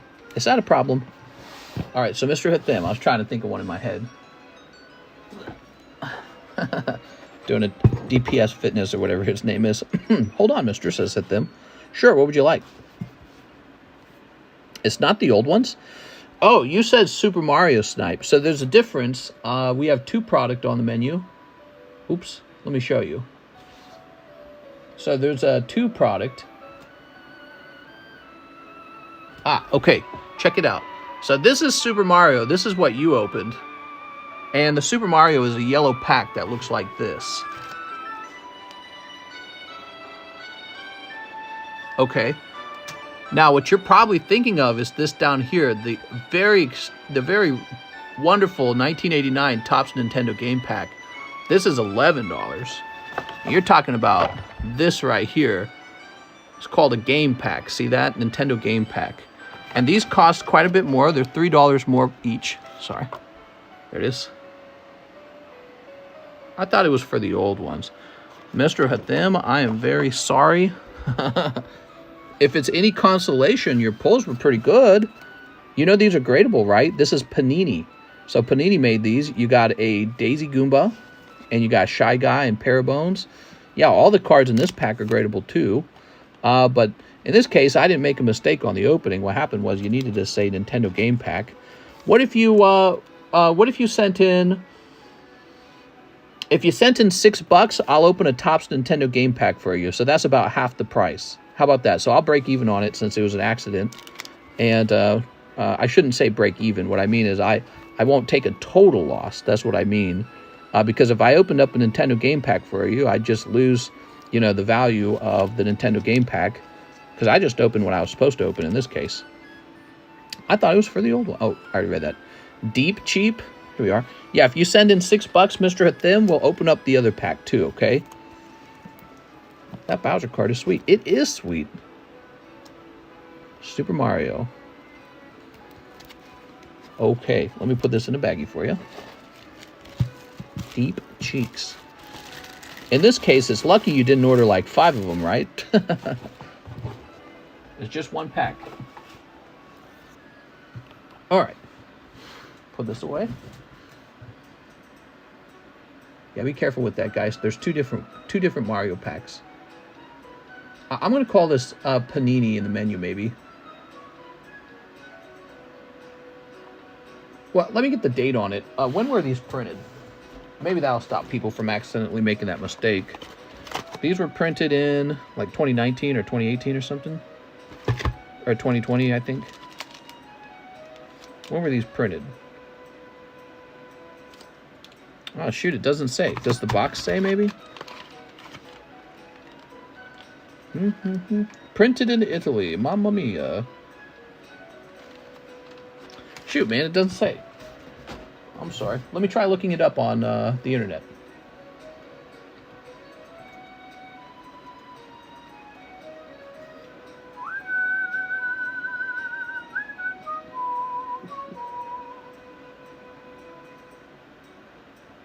Oh, here we are. They're from 2022. So they were released last year, in fact. So we're going to add that date to them to make it less confusing. 2022 Super Mario. So now you can see that that's the modern ones more easily. I can see how you made that mistake. I can see how you made it. But it is, in fact, the other pack. Edwin Sanchez says One Piece English. Mister, what's the copyright date? I don't know. So One Piece English.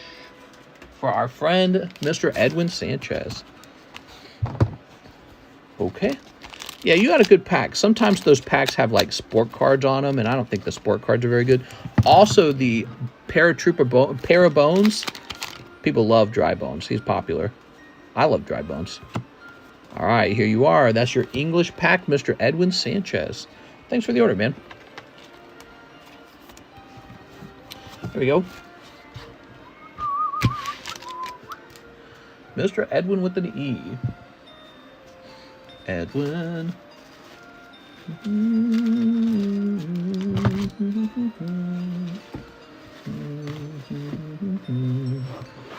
Just right, Super Mario or Topps Nintendo. Here's Eric. We're looking for Edwin Sanchez.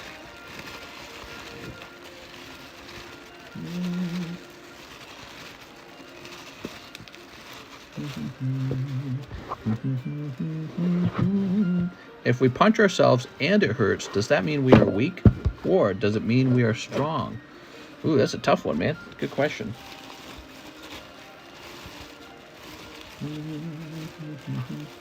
I'd have to say weak, because if you punched yourself and it killed you, then you would be strong.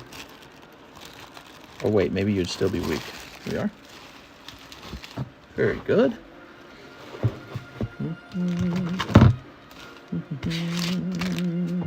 Thank you, Edwin. Next up, we have Richard Silver. One spot in the Japanese Charizard break. Ooh, I have a feeling that's going to end quickly.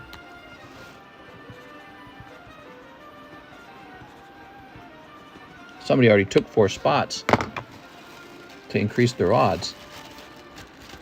If you punch yourself, it means you're stupid. The third option. 1, 2, 3, 4, 5, 6, 7. Whoa, 7 in one night. That's fast moving. We have Richard Silver. 2 additional spots, bro. All right. So you and the other guy both are risking a lot. One of you guys is going to be sad because you can't both win. And maybe neither of you will.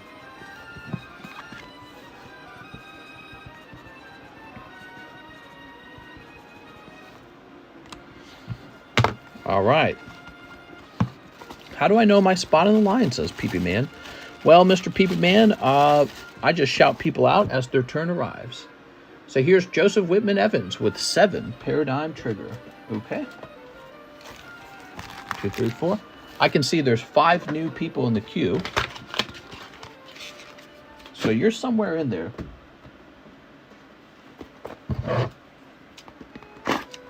Nice. Promote the large glizzy, mister. The large glizzy. With the Gyarados in it, right? Go. 1, 2, 3.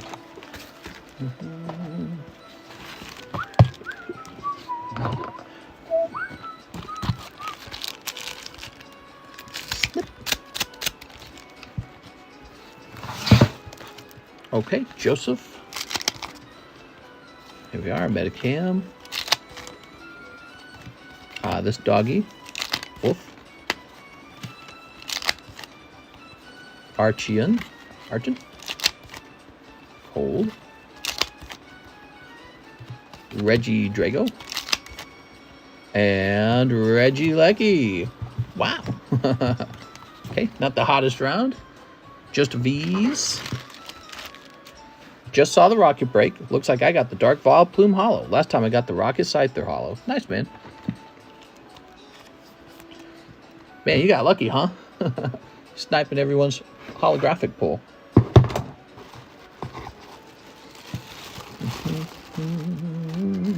It's actually still a pretty valuable card if it grades 10, by the way. Just because it's Vol Plume doesn't mean that it's not worth like $200 as a 10. Caleb Ibarra, 1 box of Crystal Revenge, 1 Sonic Tops pack. Oh, yes. We got these beautiful Sonic Tops packs, man.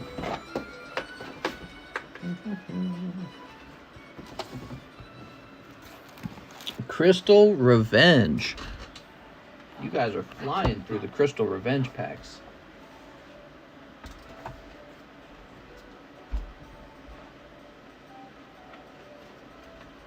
I had to stand up to get it.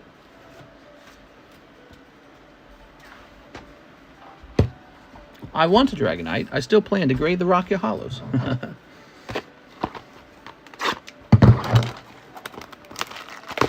we are. I'm a big Dragonite fan myself.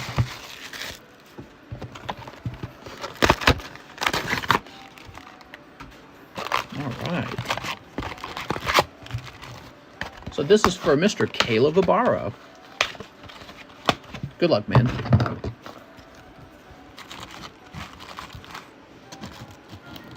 We did see a foil Sonic card. Oof. Yeah. Crazy that it already had a big bend in it, right in the middle. Those cards were produced in 1993. I'm starting to get a clearer idea of how cards are manufactured. When you're opening them, you think of them as, come on, they should be a 10, they should be a 10, they should be a 10. But the truth is, I think when they're being manufactured, they get manhandled by a bunch of workers who put their hands all over them. Here we are. I think that's the truth about it. Didn't the last guy who won the large win on a subless spot? So he turned 10K into 3.6K. I think so. You're talking about Tyler Stites actually won that. Yeah, it was really remarkable that he got that. All right, here goes. Good luck, everybody. We're looking for a Starlight Rare. Fusion Destiny. Evil Twin. So I've been playing Resident Evil 4. That's been fun. Koeki Myru. Toon Page Flip. Let's leave this one up now.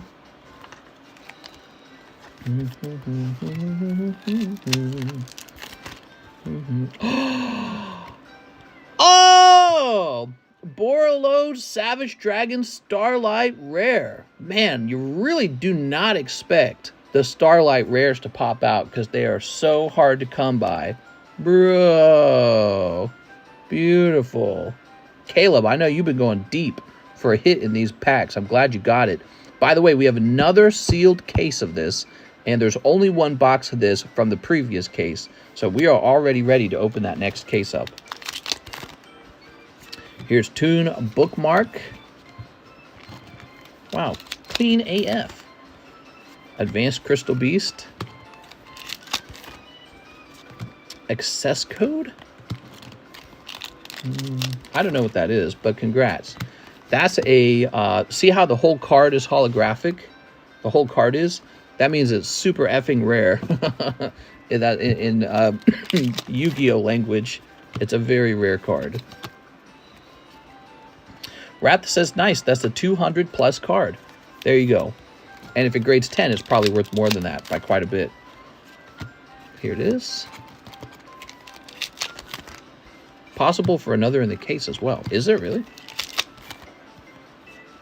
Doom Kaiser. Toon Page Flip. Chaos Space. Okay, lovely.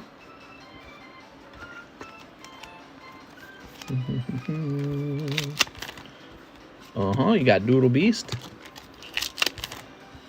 They're so surprising when you actually pull them, the Starlight Rares. You sort of get into a trance opening these other cards, right? Because you're used to it never really being a hit.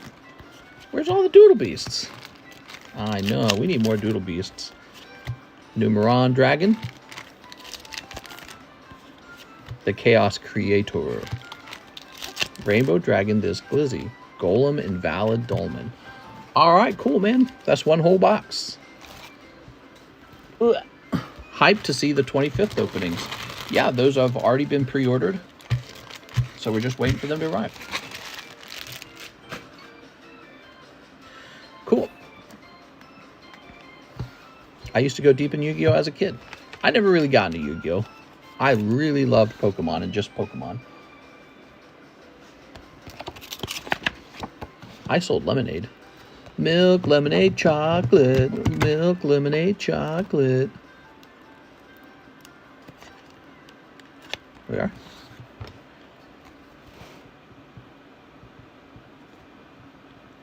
Oops, it's a Y, isn't it? Ibarra. Thanks, Caleb. 17? Yeah, 17. Cool, man.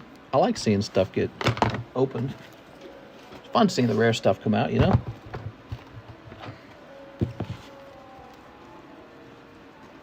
Wow, man. We pull some really cool stuff, don't we? So neat. Forget to mention in the payment memo, says Peeper Man. My bag name is Ian Joffrey. It's a couple months old at this point. All right, sounds good. So, Sonic Tops needs to be opened as well. Are you ready? It's a big order. We're going to stop after this and double check Zelle, make sure there's no orders waiting over there. These Sonic packs do not open very well.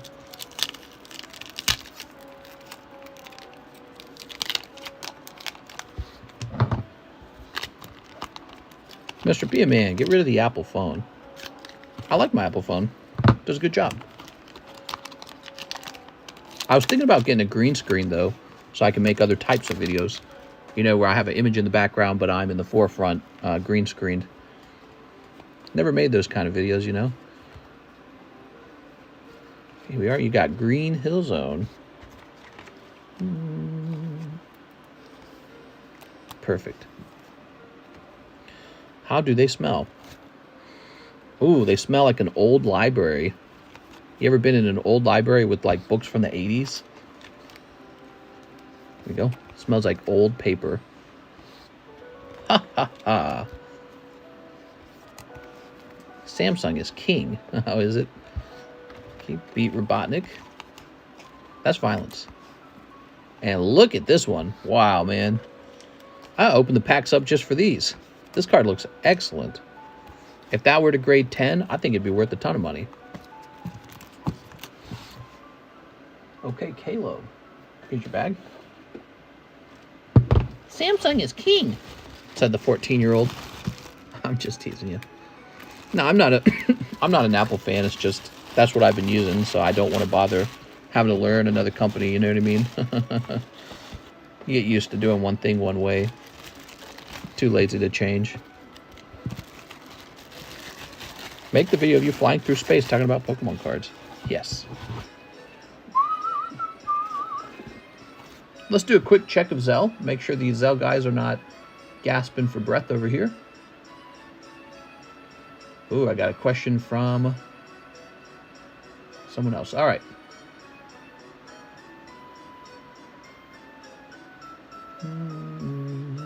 We have Gerardo Salas. He says, please ship. You got it, Mr. Gerardo. Let's get your bag.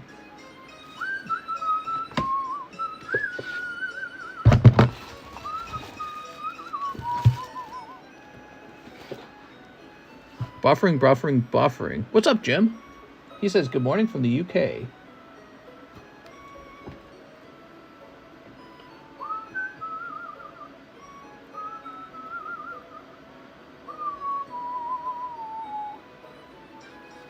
Okay, perfect. It's pretty heavy. Oops. No, we don't want to do that.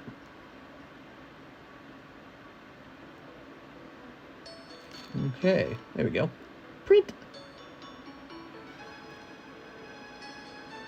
Oh, hold on. Let me make an adjustment to its name. There we go. All right, let's try that again. Good morning from the UK. I need to visit the UK so badly. I think about it constantly. I'm like obsessed with thinking about that. It just never happens. I just wake up and I go back to work and then I go to sleep and then I wake up and I go back to work and I go to sleep. Then another year's gone by. I need someone in my someone in my life who's like an event planner. Does that make sense? Is that weird? It's like I'm too busy to sit down and plan my own vacation. There we go. I need like somebody who's in charge of having fun. Otherwise, I just don't have any. Okay, Goldine's pretty cheap. Good breakfast with some brown sausage. There we go. My wife likes a big brown sausage, but I only have a small white Wiener Schnitzel. Is that a problem? I would get in touch with the Geek Retreat franchise. Did you get through mine, or did I completely miss it? Says Fastrada. I don't think I've done Fastrada yet. Let's see. There's a lot of orders right now at the moment, so you might still be waiting on yours. Daniel Del Barrio says 10 more DBZ. Have no fear. We will get to yours very soon. Leonhardt lost. Ooh. That's sad. Oh, Leonhardt. You got soft hands, brother. You got them sissy liberal hands. He been sitting around opening too many Pokemon cards, maybe. Nah, that's cool, though. I'm sending Jasmine to BGS. I'll let you know what it grades. Oh, Mr. Gerard. Hold on. Did you have a... Did I need to pull that out? Hold on. Ah, okay. Don't forget, if you have a card in the Cool Kid box, you got to remind me when you ship. You might have reminded me, and maybe I didn't see it. But here, let me grab your bag now. And this needs to go into that bag. Get to your bag's got that label in there. All right. Very good. Okay. Ask DP why he blocked me. Sending it to BGS. Beckett Grading Service. That's what that stands for.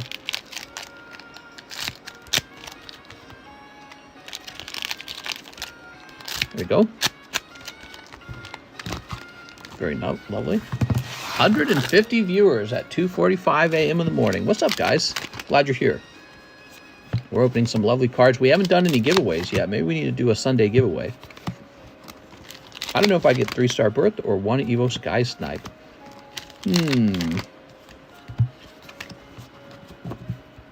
That's a tough question, man. Whichever one gives you the best outcome. Oh, you've got Analaza. Is that his name? Okay. BGS or PSA? I don't know. Hard to say, man. Whichever one gives you the better grade. Here's Trunks. Some people go to BGS to try to get that higher grade. But PSA is so familiar.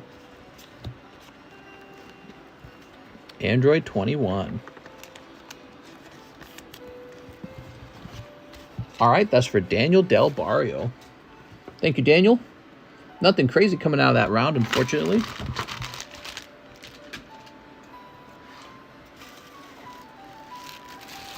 When you get the card, I recommend looking it over real careful. That'll tell you what you should do with it. Let me have a sip of my honey. I have a lovely cup of tea here. Each night, I've been serving myself a fresh cup of honey tea with a little bit of lemon. And I just sip it while we open cards. Okay, we're refreshing the stream, or the queue. I have Faisal Muhammad next. He says, I'll take 10 more. Paradigm Trigger. You got it. 1, 2, 3, 4, 5, 6, 7, 8, 9, 10. All right. If you get the Beckett Black Label on that already $200 card, oh boy. Yeah, Black Label would sell your card for more money if you got it. There you go.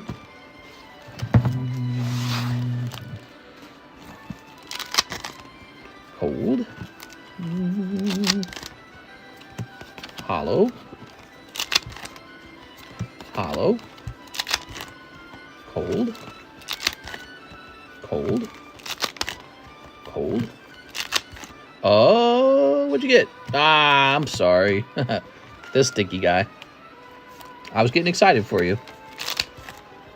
Cold. This hollow card.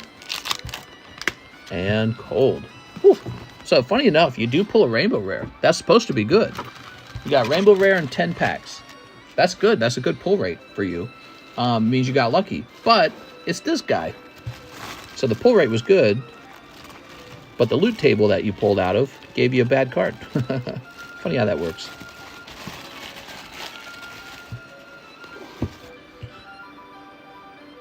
Okay, let's get a giveaway card going. Let's price this up first. I see I have an Ayan Joffrey is next. Okay, so Mr. Ayan, we're finally at your card or your turn. And it says you ordered 26 minutes ago. So that's the wait time, guys, about 26 minutes. Your wait time might be shorter than that because we're further into the stream now. So generally, I catch up with the streamline, and then there's like no wait time at all at that point.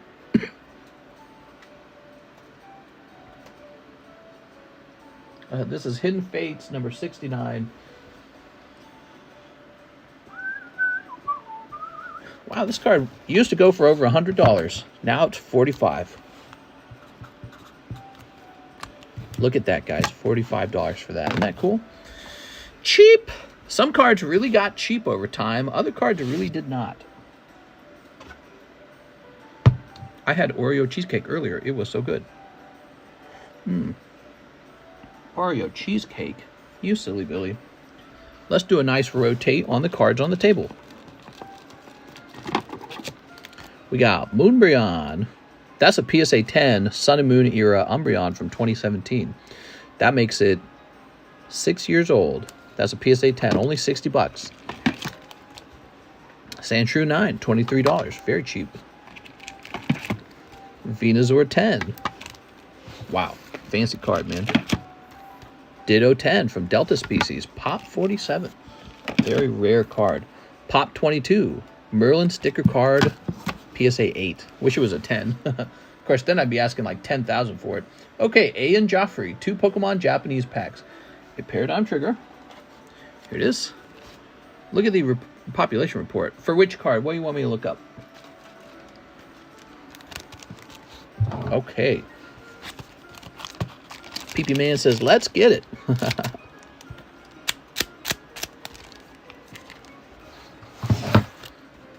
All right. Well, look at that. You do pick up a Kyurem here. And a hollow. Test says hi. Okay, Mr. Ayan.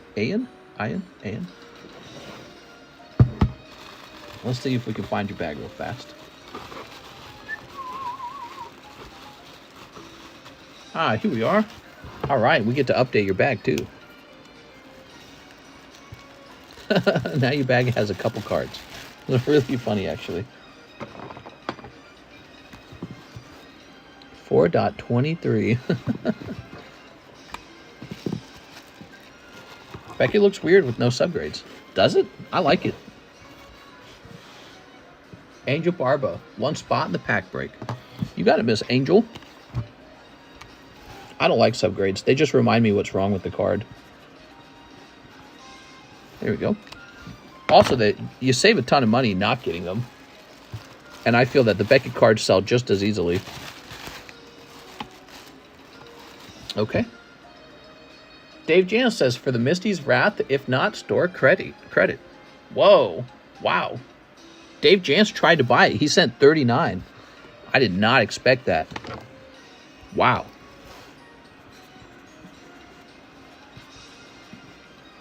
So that $5 insurance that he sent actually did matter because somebody else wanted to buy the same card. Yeah, Daniel Corona, he sent $5 over on this. I'm really surprised by that. If not, store credit. Here you go, Mr. Dave. Give me a moment here. I'm going to have a cough.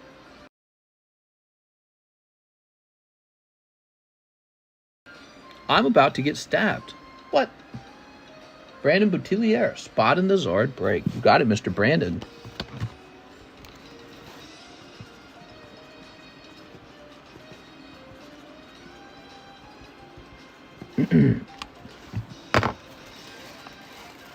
Okay, Mr. Brandon. 1, 2, 3, 4, 5, 6, 7, 8, 9, 10. Wow. Already 10 spots deep. Wild, man. Jennifer says 1 in the Charizard break. So this is 11 spots deep.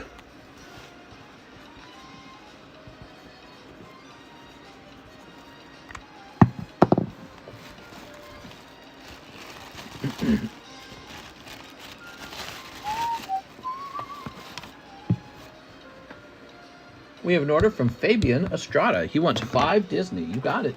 5 Disney. 1, 2, 3, 4, 5. Before we get started, why don't we get started a giveaway card? Toss this over here. What do we have next up? Shaman V-Star. So this will be the next giveaway card. It's a lovely looking card. It's real simple.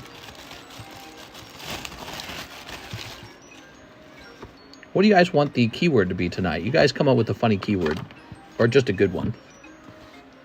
What's the theme of the night? Mr. Beast is actually black. I'm getting smoked. What are you guys talking about? Fwiggy. Okay, Mr. Fabian. Min Shay. Keyword is glizzy, pee-pee, cough, Bernie Sanders. Butt out, Mr. Pancake. What's the most relevant thing right now? Oh, Edwin says Bud Light. Bud Light getting lots of free advertising. Fabian. Okay. Good luck, Mr. Fabian. Let's see if we can pull you a hit. Okay. 2. Pokemon card theft. Oh, yeah, that's in the news too, isn't it? Suck my tongue. I like that one. We should have used that one that day that happened. Now suck my tongue. Bell. I'm afraid it's not a lucky round this time, Mr. Fabian. That's pretty rough, man. I'm sorry. I'm sorry, Mr. Fabian. That's going to be a cold round.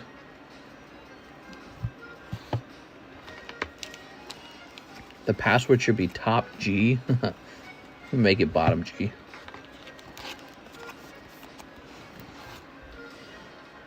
Okay, keyword.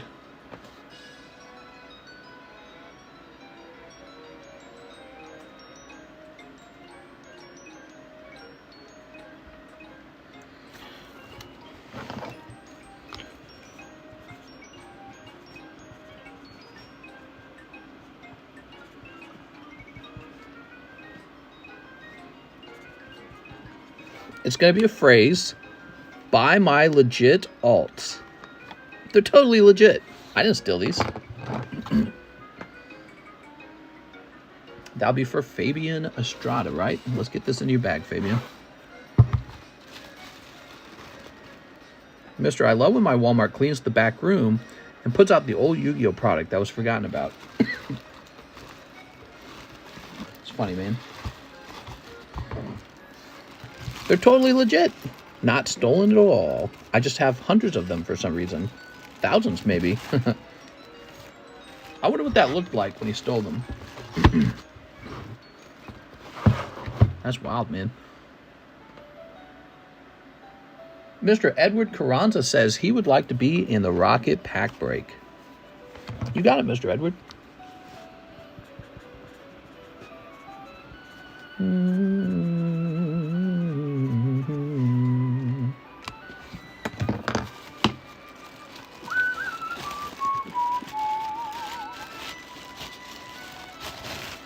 There we go. What are you guys talking about? We have an order from Mr. Roger Gray, one Panini Mario. You got it, man. Roger Gray. Super Mario. Yes, we call them the Super Mario packs. He write my name too. I want to be too.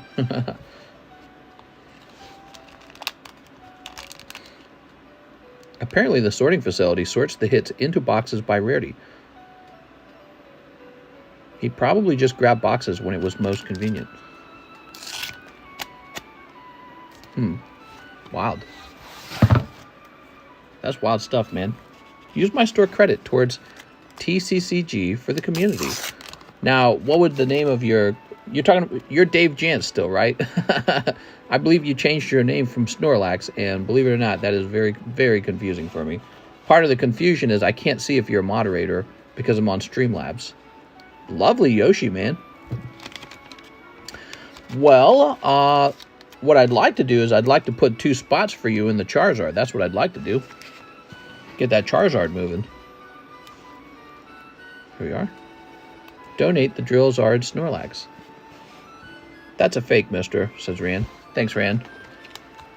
You know, I can't even see, actually, because there's no way to see the moderator.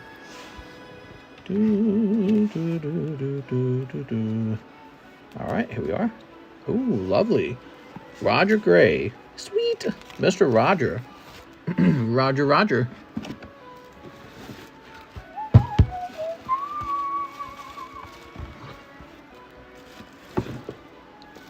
Where am I going to run into Roger Gray?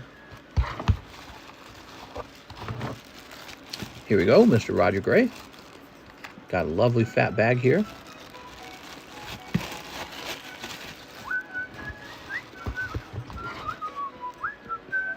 Rand gonna get muted if he keeps this up. All right, let's see who won. Oh, wow, a lot of people actually got in. That's good. Angel Barba is the winner. Do you think 2 slabs shipped international would work for a small bag shipping? Yes. That would be $20 to ship 2 slabs. You could ship 3 slabs, actually, yeah. Okay, Miss Angel.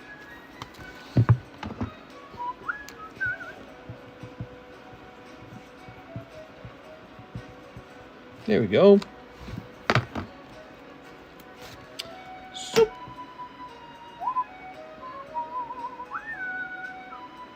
Cool, man. Let's do a little refresh on this. So what do we got on the table right now? We got lots of slabs. $1,400, no rarity, PSA 10 Onyx. This is one of those cards I'm going to have to list on eBay. I don't know if anyone here is going to buy them. A cheap, uncommon Lieutenant Surge's Magnemite. Give me a minute.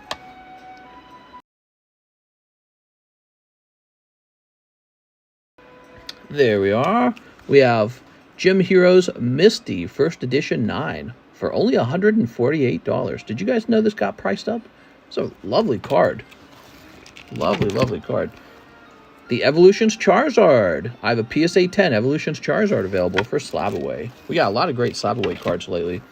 Here's a PSA 10 Morlul from Detective Pikachu. Very niche card.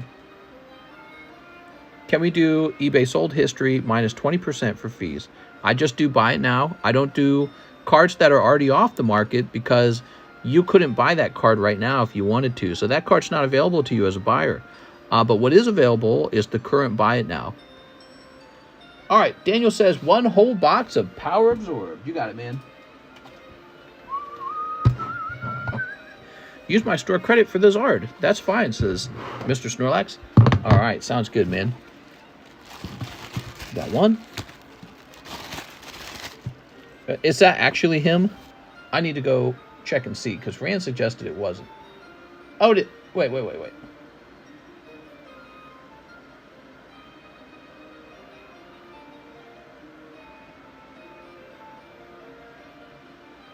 Wait, oh, this is out of date. I see. Hold on, I gotta refresh.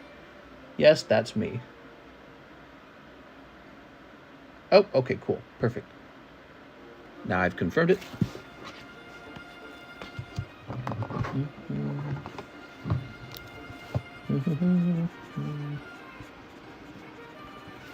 All right, lovely.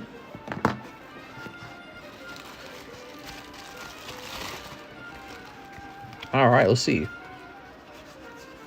5, 6, 7, 8, 9, 10, 11, 12, 13. It's halfway done, everybody. Wow. That Charizard is halfway done.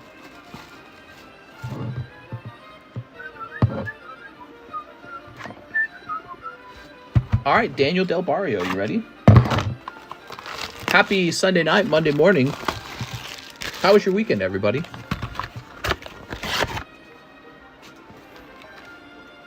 Son Goku. Do you still take things on consignment? Yeah, I have a guy talking to me right now. He was a guy who was going to sell me a jungle box, and he said he had some kind of mental breakdown. He had to go to the hospital or something like that. He was telling me he was having a bad go of life, and that he still wants to do consignment on the jungle box. So we might get a jungle box break soon, everybody. You talked about it before, but not sure if you still offer that. I sure do. Here we are. And here we are. Did you help him?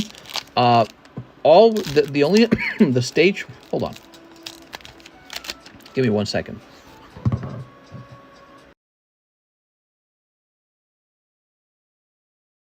So the stage we're at is he reached back out to me and he says he would still like me to sell his box for him.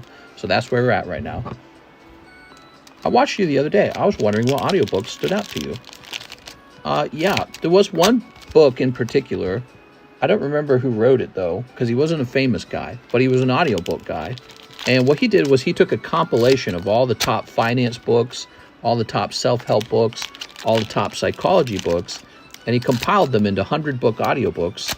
So he got basically the Cliff Notes version of them, compiled them into a list of 100. No, it wasn't a list of 100. I apologize. It was the top, like, 20 or something like that. So, and then he compiled them into a Cliff Notes version of them.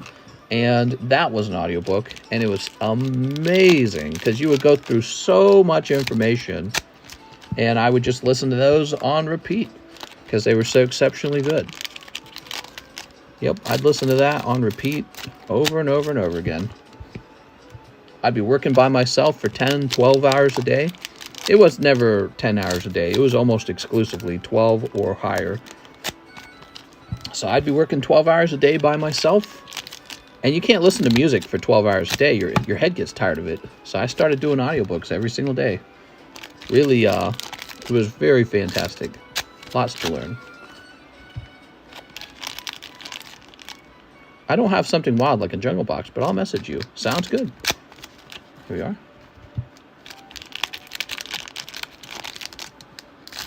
All right. If you become a member, you get to have Kool-Aid made by me, but because we are a cult. Here we are. Daniel Del Barrio going very deep, everybody. Hit that like button for Mr. Daniel to wish him good luck on this box break. We got Android 18, Son Goku, Cumber, SS Cumber, Majin Buu, Talent Manifest. Oh, what do we have here? An SBR Android 21 full power counter. There we go. How's it going, Damien? Welcome to our nighttime live stream.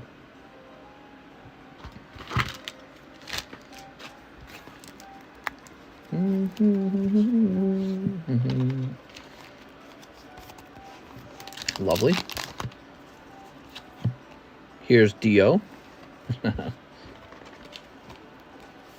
Oh, I just got a ZELLE from David Gutierrez. Okay, Son Goku. Here's Paparoni. Majin Buu, Son Goku. Lovely. Do.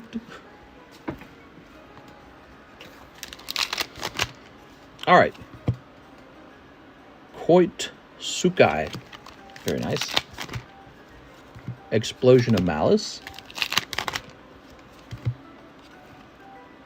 Universe 7 powers combined. Okay. Let me have a sip. Have a sip of my drink here.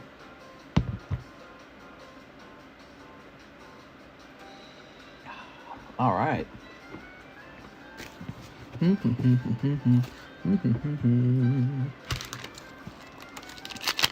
Oops. Dende. Android 21, Bewitching Battler. Fu, all according to plan. Cumber, Android 21. Here we are. How do I feel about Final Fantasy TCG? Seems to be going strong. The latest set is very popular. Sorry about that. Yeah, the latest set is going. It's sold pretty quickly, and the chase card from it looks absolutely crazy good. Oh, I see gold. Ah, it's SBR though. Android 18 helping her husband. There you go. Helping her husband. Android 17 supporting his sister. Son Gohan. Evil Aura. Universe 7 united as one. And Scheming Overlord. I think people, you know, they buy cards and they want the cards to like jump in price in like 1 year. And if there's one thing we learned from Gary King Pokemon, that's not really how it worked. With his Charizards, they didn't get to like $250,000 in value up until about 25 years later. So the real question is, what will these chase cards be worth after a long period of time? Yeah, a lot of people just want to cash out and get rich like tomorrow, but when it comes to card investing, it really doesn't work that way. Only some cards are lucky enough to do that, and it's pretty rare. It's pretty random. The idea is, do you want to invest in cards overall for a long period? All right, here we are. Did someone pull the Final Fantasy, the Cloud? Yep. Tammy pulled the signature Cloud out of the latest set. But I also have another master case of that set, so I hope we pulled 2 of them. Joseph Vasquez says Power Absorb ×5. You got it. So I need to stand up and get some more Power Absorb. We went through it so quickly. Which Cloud? It's like a $2,000 Cloud got pulled.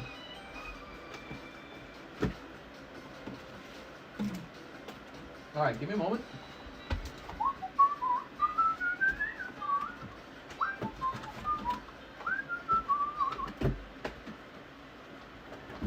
Wow, Power Absorb's getting open at a very fast rate.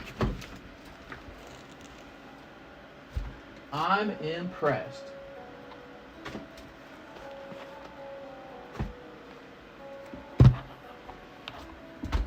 That was Jen? It was Jen.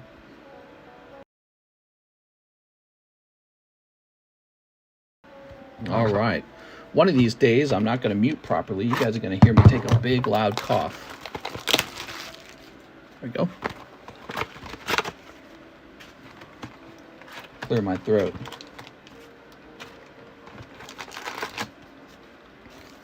2, 3, 4. Very good. All right. Oh, Tammy got it, says Damien. No, not Tammy.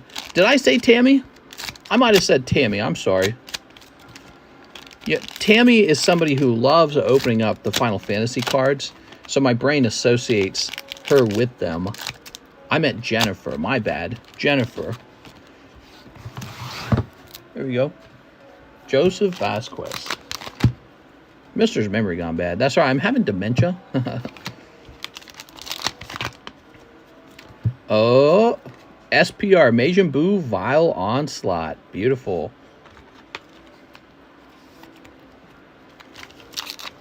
Uh-huh. Android 18. Vegeta. Evil Aura. So evil. Wow, the amount of Dragon Ball we've opened tonight is tremendous. Definitely a Dragon Ball stream. Joseph Vasquez. So what would you guys like to talk about tonight? What kind of we are? What kind of gossip, guys? I love gossip. We need like a topic. Here's Super Dan, 1 spot in the Charizard. You got it, Super Dan? I used to watch the anime. The anime?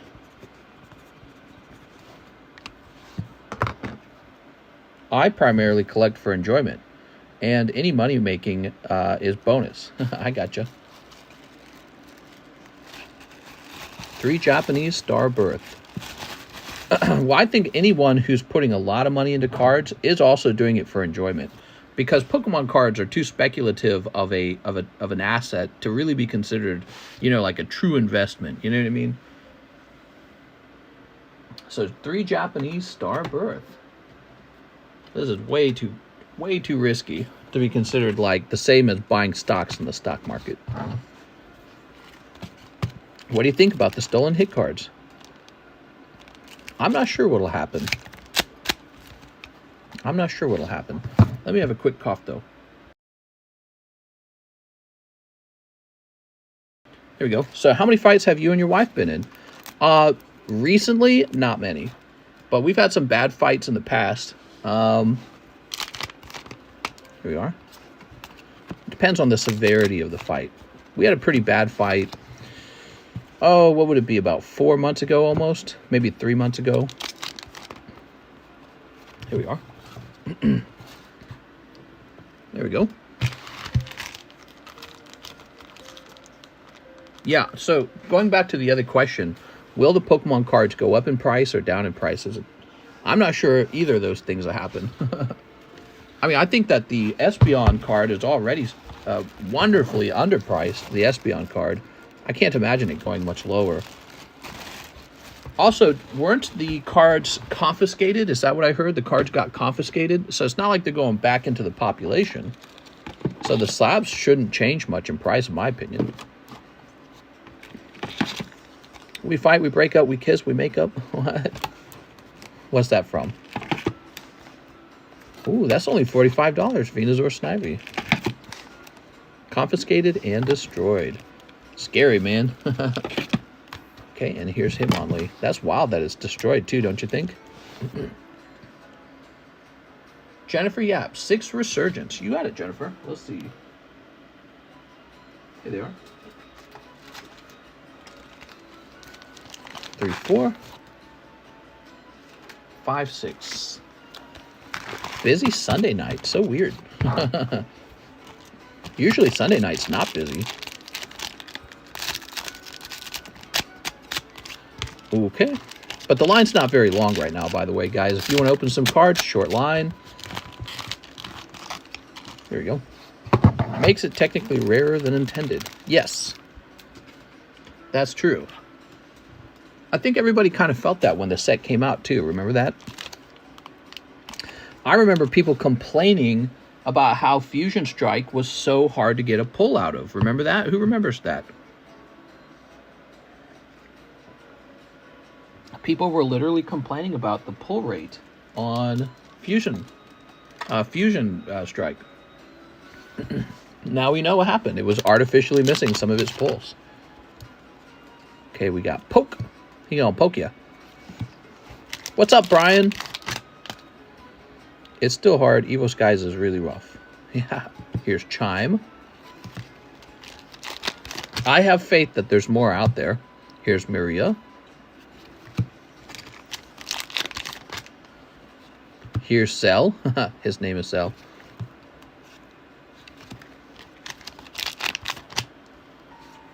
Lightning. All right. And a legendary Gilgamesh. Lovely. Renoa. Ooh.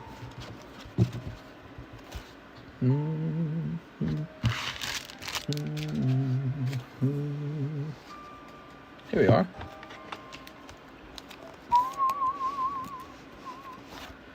So that's for Jennifer Yap. SoCon. I don't know what SoCon is. There we go.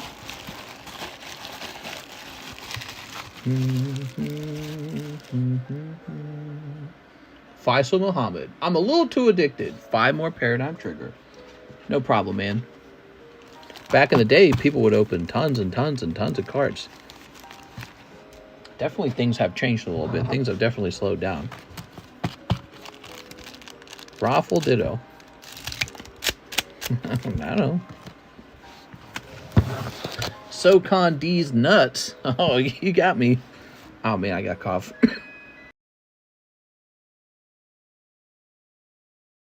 So my cough is very bad tonight. Real bad tonight. I don't know why. Here's Lugia. Very nice. SoCon D's nuts. Cold. And a cold one. And a hollow. Got him. I was actually wondering if it was like a trick. I swear to God I was. I was thinking in my mind, is this one of those trick questions? It's because I've been streaming for so long. I'm basically used to it. You know, somebody got the somebody got me with that really bad one. The how does the it's the birthday one where you end up using the N-word. Somebody got me with that one a long time ago. Faisal. I was like, did I just say that? You stream from your iron lung. When they put me in my iron lung, I'm gonna keep going.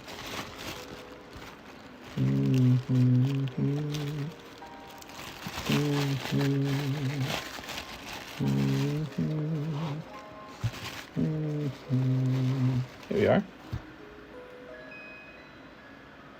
All right.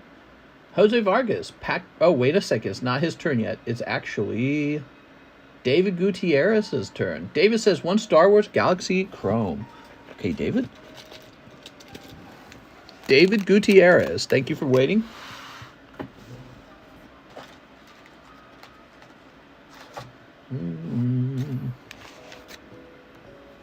Do you read any books, mister? Nowadays, none. I read no books. I read no books. My favorite thing to do is scroll through TikTok. They're going to shut down, I think. Sun and Moon has some beautiful rainbow cards. It did have some good rainbow cards. It actually also had some alternative arts, too. People just don't think about it. Is it possible to check what slabs I've purchased in the past? There is a way to do that technically, but I wouldn't want to do it right now. You could contact John, maybe, and try to ask him to tell you what you have. Pink Yoshi, you're a woman now. Rosalina, cool.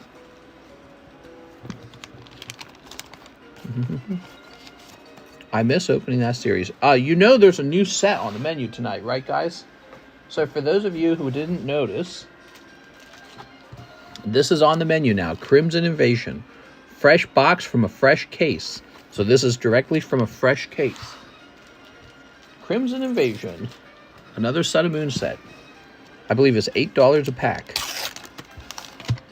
It's pretty old, too. Okay, set these here. Cool. I remember buying the different colored Yoshi plushes when I was younger. Yeah, Mario's been a great brand, a franchise for such a long time. I'm glad they're not ruining him.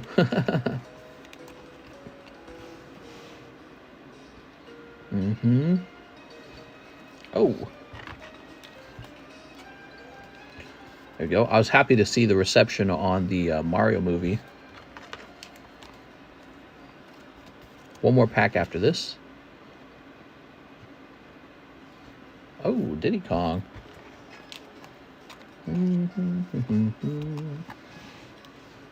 Mario. Silly Mario. All right, cool, man. Now, one more.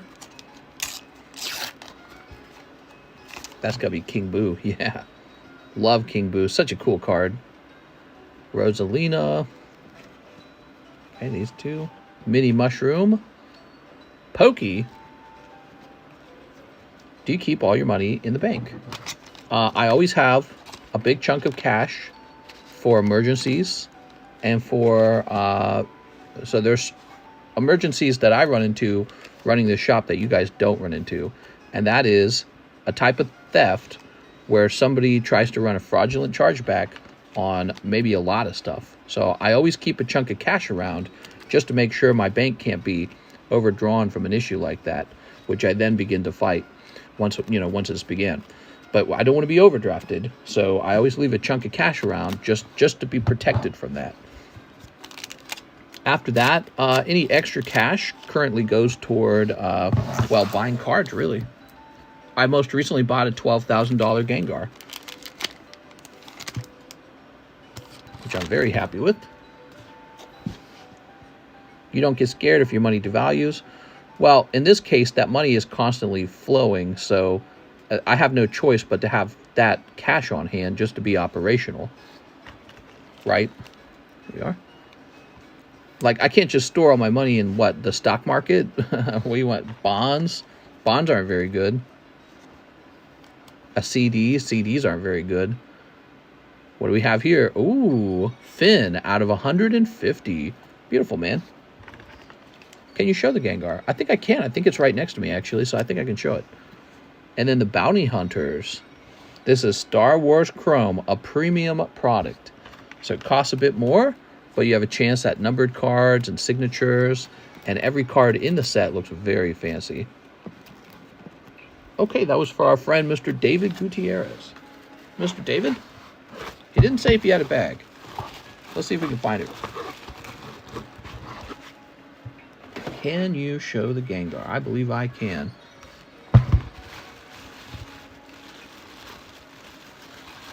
Yeah, you can't just store all the money in the stock market or whatever you want to do with it. You do have to just have some cash on hand. I think you might be new. Okay.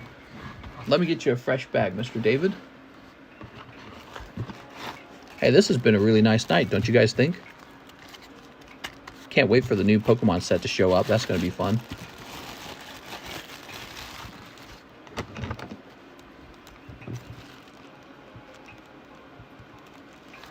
Give me a second. David Gutierrez. And this will say 4.23. Thanks, man. How do you learn to manage your money without going broke? Now, what do you mean by manage my money? Do you mean like how do I stop myself from overspending? I had that skill as a kid, which to me suggests that it's something you're born with, the ability to stop yourself from spending. I think people really struggle with that. Here he is. This is another card I recently bought. So 2 cards that I recently bought. When will the new Pokemon set show up? As soon as possible, hopefully. Masaki promo. This is kind of like a holy grail of Gengar cards is what I learned, and so I was hunting for one for a long time. I spent $12,000 on that. And actually, I think it was a little more than 12.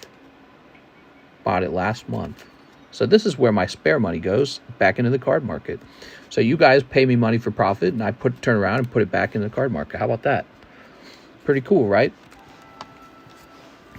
Perfect 10 Absol from Heart Gold Soul Silver. Pretty neat. Got it for just $900. I was pretty surprised I got such a good price on it. Yeah.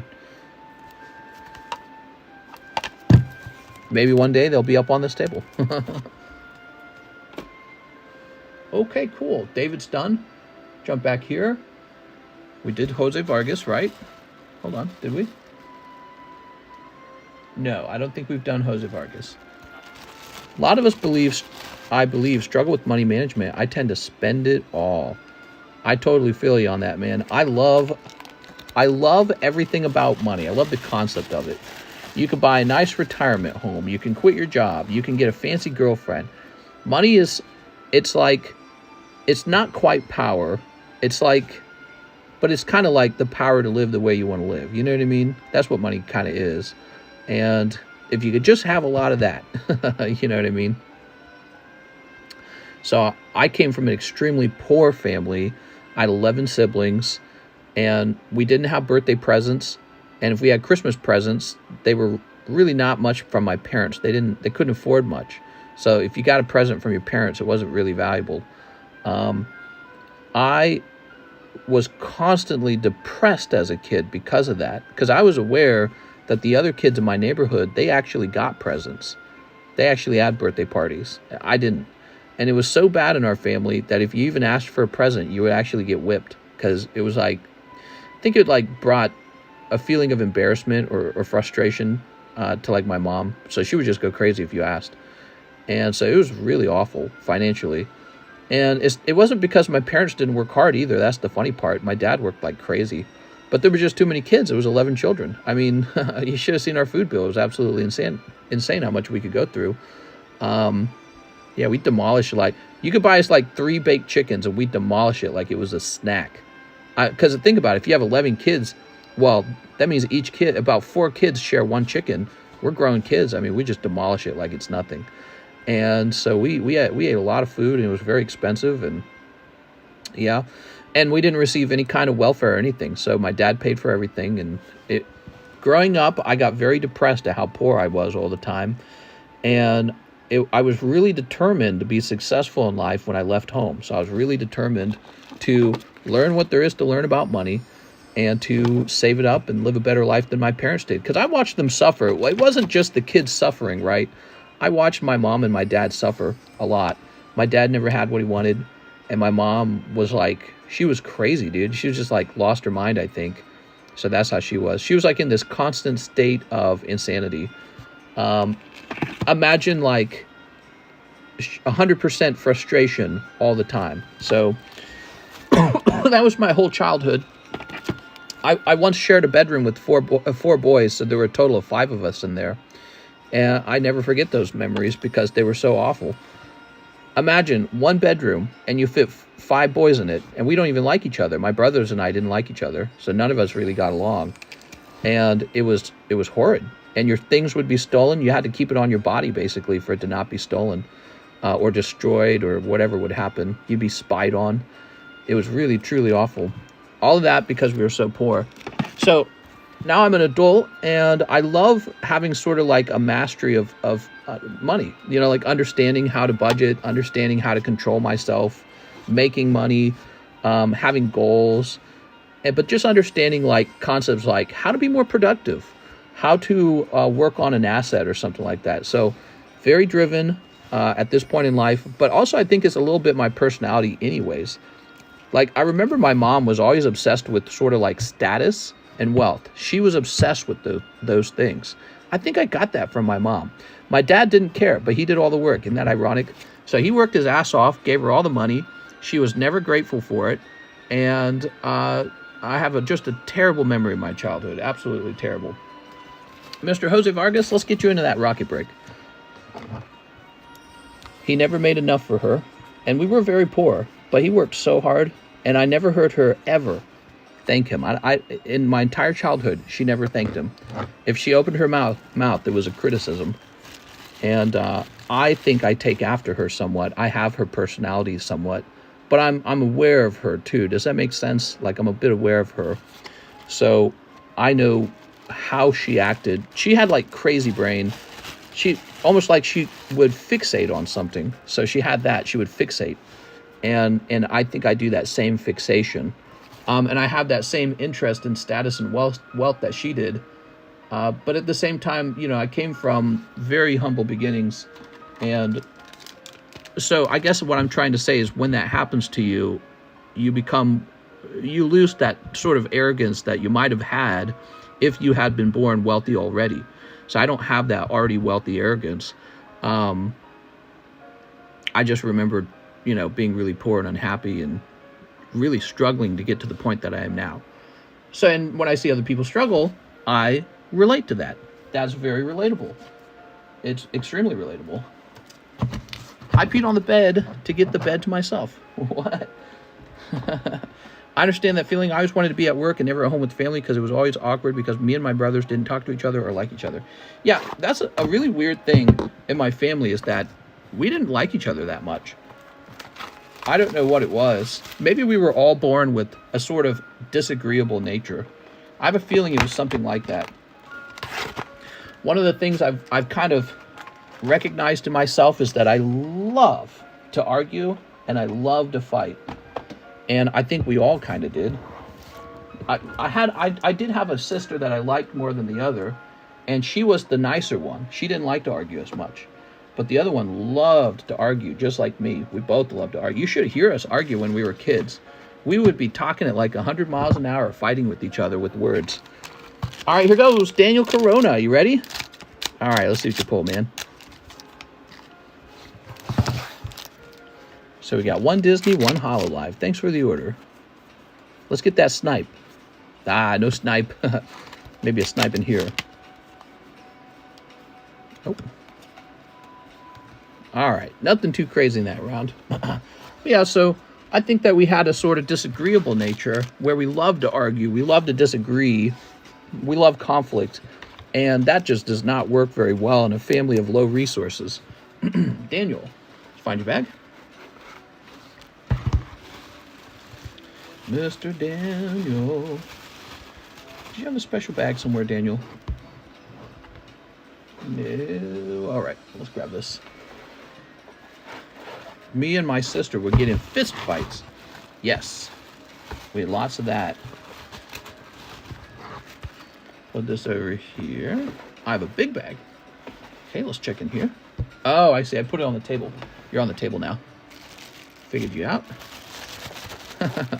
Would you say men are underappreciated or men are just lazy nowadays? Let's say men were underappreciated, right? Let's assume that that's true. What do you want to do about it? Cry? Are the girls going to go suck your dick because you cried because you're underappreciated? No. What do you want to do about it? Be realistic. So let's say men are underappreciated. You want to be appreciated? What's your strategy? Let's talk like you're actually going to win. What's your strategy? Cry about it? That's a terrible strategy. It won't work. Nobody cares. Actually, they'll respect you less if you cry about it. So, but let's actually talk about that subject of whether men are underappreciated. I would say it goes both ways. I feel like men have no honor toward women anymore. It's all about sex, sex, sex. How hot are you? Are you going to suck my D? But also, I want you to be my slut, but no one else's. It's kind of like that, right? I want cheap, fast, easy access to sex, but also you have to have a low body count when I marry you. So it's a contradiction, isn't it? So it's a little bit both sides, and I think men take it really badly, and I think girls don't have to take it as badly because in the end, they will find someone to accept them because men are so lonely. You know what I mean? Here's Sound Goose. So I would say in a way, it's easy for men to take a grievance position because women, in some ways, have a little easier getting into a relationship. That doesn't mean life is necessarily much easier for women. Some women have really tough lives. Women who weren't born conventionally attractive or conventionally, let's say, thin. 'Cause I was reading about this, by the way. More and more scientists are agreeing that people who become fatter or obese, it's genetic. So I've been reading more and more about that because it's a fascinating subject. Because my wife eats anything. She eats absolutely anything. She never gains weight. Always thin. Always thin. So that kind of stuff is really fascinating to me. So some girls are just born with the skinny genes. It's a real thing. It's not just something you hear on the internet, which I guess you're hearing me talk and I'm on the internet. But it's in your genes how your metabolism digests your food and stores fat. Mr. Daniel says one more box. You got it, Mr. Daniel. So some girls are born not at the top of the hierarchy for looks and for being skinny and hot and young. And, you know, and then men treat women far worse the older they get. So once women get much older, they get treated terribly. And men almost, these days, the men who are spurned or whatever the word is, they almost celebrate that. Like, we're glad that you're going to get old and that men aren't going to give you attention anymore because you didn't give me attention, so I hope you suffer like I did. So you get guys who are like pissed off at women now because they didn't get, you know, men didn't get picked by women to have a relationship with. Coronad says, my 5,000 calorie a day diet is genetic. So Coronad, I'm really serious. Go read the latest scientific literature on obesity and weight. And what they found is that some people crave food because it's in their genes to crave it. So you got somebody, they're running on all 5 engines, trying to work out, trying to resist food, and they're doing that to try and lose weight or be thin. And then you got another person eats pretty much anything they want. They don't have to work on food control, like they don't have to control their urges because they don't get the urges to eat the food that's going to make them fat. And that's just it for them. That's it. They're just skinny as a result. So it's a real thing. It really is. And they're studying that because they want to improve it for people, by the way. Here we go, Daniel. But yeah, there's people who are in denial about what makes you fat, right? So like, there are people who are saying, I can eat cheesecake all day and it won't make me fat. And then there's other people saying that being fat isn't bad. So that's the whole fat acceptance. Those are different subjects, though. We're talking about maybe like a genetic science of people who crave food more than others. Why do some people just eat nonstop? Is it just because, oh, I wanted to?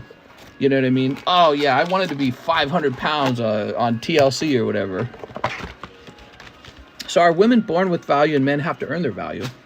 Well, no, I would say no one's born with value. That would be my position. Yeah, no one's born with any value. And it sounds like a harsh position, but it is, because I believe in pretty much like the jungle, you know? Like, I believe in nature. I don't believe in, oh, there's this higher power who's like doing angels around you and all that stuff. I believe you got pooped out of your mom's vagina. You're just a hairless baboon. You're in this thing we built, but really it's basically the jungle. And to have value, you have to go out and create it for yourself. You know what I mean? All right, here we go, Daniel. Let's see what you get. Daniel's looking for an SCR.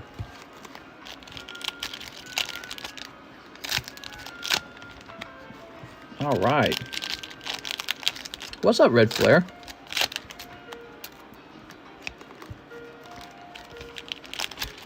All right. Yeah, I think life's tough for both sexes in its own ways. Men never have to get pregnant. That's nice. You never have to worry about what your body looks like after getting pregnant. That's nice too. For women, that's something they have to look forward to. The difficulties of childbirth and being pregnant, but also being tied down to a child. And now if your husband breaks up with you, what if you become homeless because he breaks up with you or something? Who's going to date you after you have a child, you know? And what if you don't look very good after a child? Society, you know, what's the saying from BioShock? Beauty is a moral imperative. That's the saying from BioShock, isn't it? Beauty is a moral imperative. And really, it's kind of true still, isn't it? So let me put it this way. You guys are focused on like men versus women, right? That's what you're talking about. Do men have it harder? Do women have it harder? Who's got it harder? Are men undervalued? Are women undervalued? Blah, blah, blah, right? It's not about men versus women. It's pretty much about hot people versus ugly people. That's my opinion. What do you think? Even a guy who has no income, no job, guys. If he's got Riz, if he looks like Brad Pitt or whatever, he's going to get a girlfriend. Doesn't matter. He's beautiful. A beautiful man will get a girlfriend. So it's not about men versus women. In my opinion, it's really just ugly people versus beautiful people. That's what's really going on. Why weren't you born more beautiful looking? Why weren't you born taller? Here we are. Why weren't you born to look like the ideal male with a chiseled chin and all that? Here we are. There's girls who suffer just like guys do. And honestly, they deserve your sympathy just like a guy would. Here's Mei Jimbu. Why do single moms always look for guys with no kids? Shouldn't they look for guys with kids? Anyone in the market always looks for their best partner. That's it. Even if a guy's good looking, what if he can't provide much money-wise, eh? Yeah, I mean, I think that he will have a lower group of women to choose from, but a lot of women are working these days, so they don't need you for your income as much as they used to, and they might favor somebody who's more beautiful looking because they want their children to be attractive like the father is attractive. But that's a smaller group of women than the total group, because the total group will want you to be attractive and high earning. Here we are, Krillin. I think if a woman wants 100% custody and takes them away from a man who wanted to see the kids, she has no right to take the man's money in child support. Thoughts? Oh, you and I are on the same page. I take it way further than that. Not only should she not have access to his money, there should be no welfare for women and children at all. I would eliminate all welfare for women and children. You do not have a right to someone else's money. If you're dating a guy and make kids with him, he has to provide for that kid, or you do. Not your neighbor, not, the country you're born in. You're responsible for the child exclusively. And that's it. And if you don't like him, well, then you don't get his money. And that's it. So I think this would force women to choose men more carefully. I think that this would have some outcomes that are really sad for like the child and the wife. But maybe they would get help from the church, you know what I mean? Whatever, from some charity. I'm sure charities would eventually kick in and try to do their part. But I do not believe in women and children socialism, and I do not believe in child support. None of those things should be forced by the government. The government basically takes the role of being dad. You have been devalued by the government. Your value as a male, as a worker and provider, has been devalued by welfare and the government forcing you to give money to the lady, right? She's going to treat you wrong, and she's going to break up and take your money too. And the government just permits this, and it's wrong. And it should be voted to end.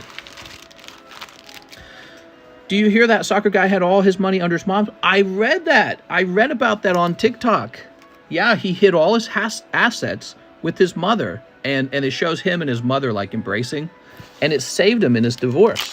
Because she breaks up with him and she tries to take half of it. Turns out he doesn't have it. His mom does. So she can't have it. It was amazing. Imagine having to play 3D chess just to keep the money that you earned. He's the famous soccer player, not her. So the laws are wrong. They're immoral. And they should be fixed, in my opinion. And you have to vote for that. You have to vote for that to happen, to come true. Here goes. We've got Android 21, full power counter. Here we are. All right.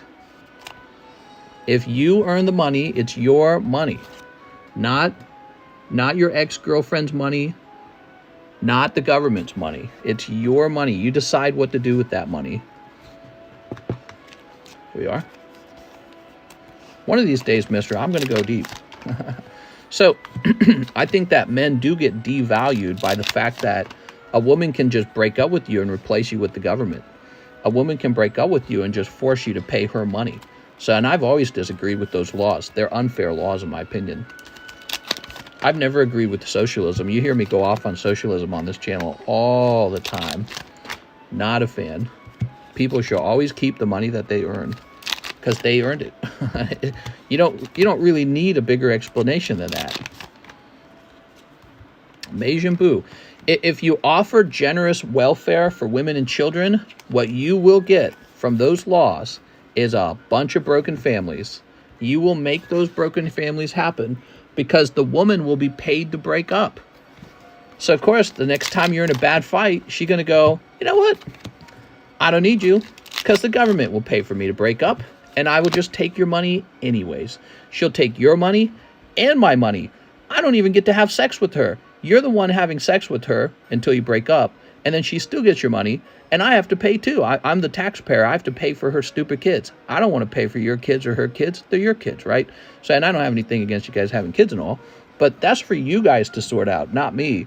I'm way over here not having sex with her, so I've got my own family. I've got my own kids to think about. Why am I paying for this person? And that's the problem with socialism, is it rewards people who are making poor choices, and it punishes people who are conservative with their money. Here we are. We've got Mr. Analaza. Very nice. Socialism makes taxes higher. Way higher. Yeah, way, way higher. You take home less money because a chunk of your paycheck just goes to feed single moms.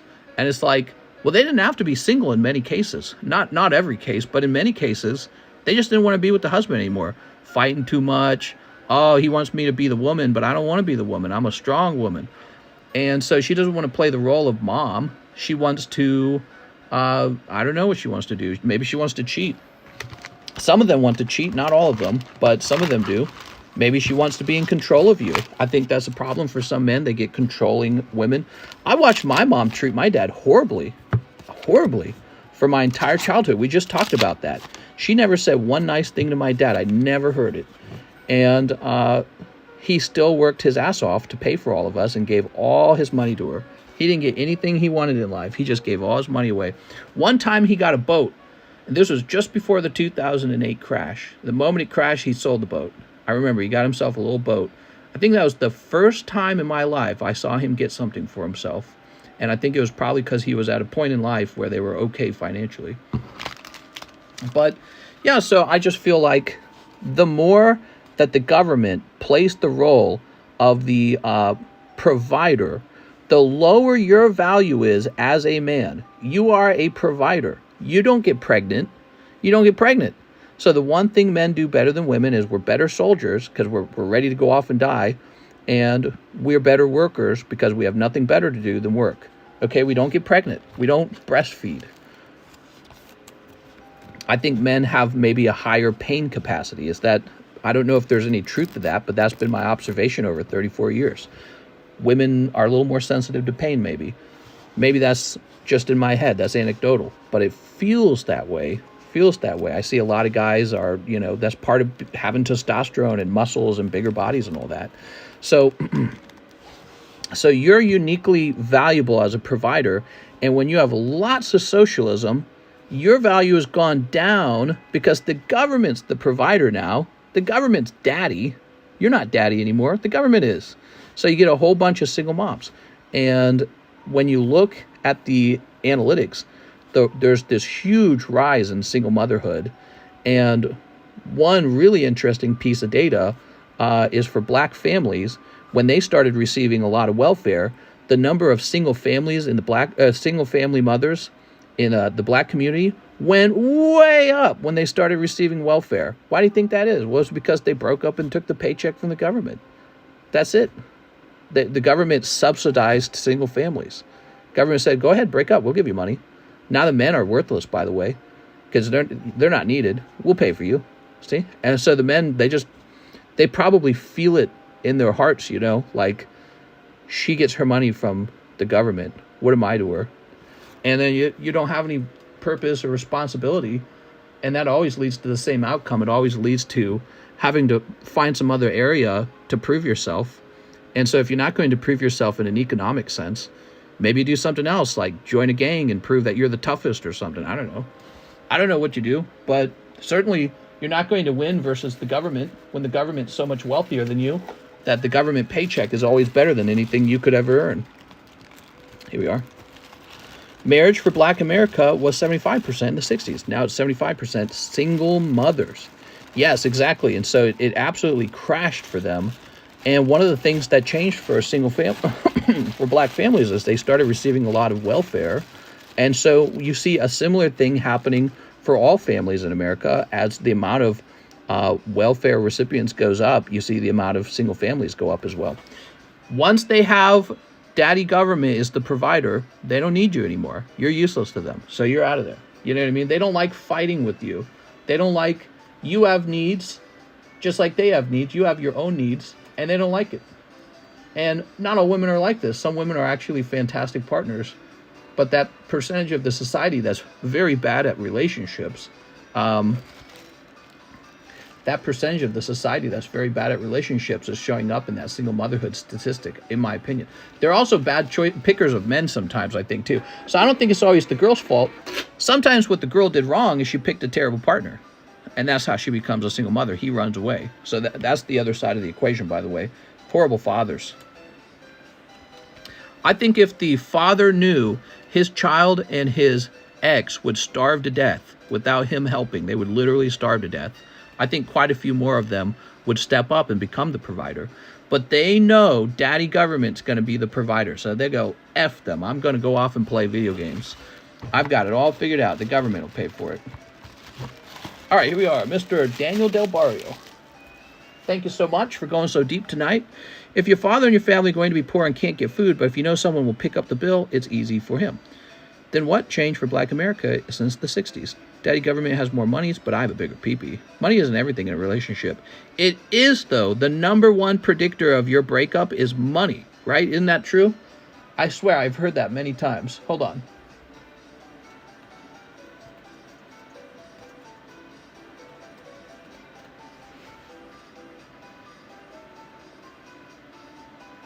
Oh, here it is. Money is the second leading cause of divorce, behind only one thing, and that's infidelity.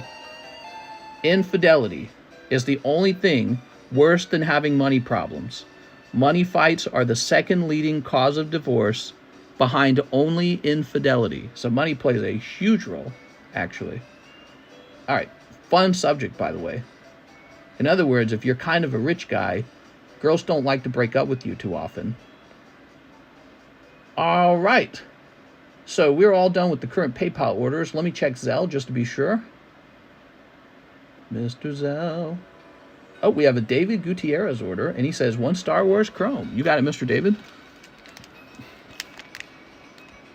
Ah, beautiful. Now, money doesn't guarantee you'll stay together. Women don't just marry their husbands for money. But boy, it does help, doesn't it? Like, seriously. If you're taking your wife out on your sea-doos, she likes you more. That's just how it is. Much harder to break up with the guy with the pair of sea-doos. Let's say you're living in a shoebox and you're doing nothing because you can't afford to. Well, she's going to get bored. And if there's a guy, and he's flirting with her and he does have sea-doos, she might go, you know what? My life's going to be way better with this other guy. I'm out of here. Oh. What if you wear Crocs? Here we are. Oh. Did you see the Gengar from the Versus series? I have seen that Gengar. He's all right. I think I had one and I sold it. Oh. All right, lovely. Does Pokerich count? I believe it does. I'm Pokerich, and I think I very confidently could get a new partner if I was in a position where I had to do that. I'd just be like, look at all my Pokemon cards. I'd probably have to find a really nerdy girlfriend who understands the value of them, though. Fun fact, 80% of women file for divorce. Well, and I think part of the reason that the number is so high is because men are too lazy to do the paperwork, to be honest. I think men go, I can't be bothered with divorce. So she's the one with more initiative, and she goes and files it, right? But what that statistic also says is 20% of men do file for a divorce, right?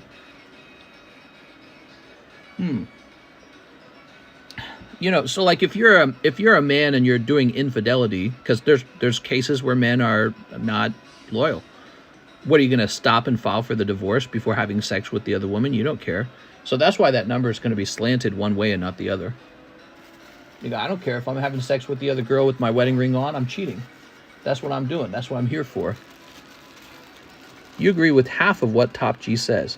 Well, I don't know what he says, but I do like to talk about the subjects of relationships, and here we are.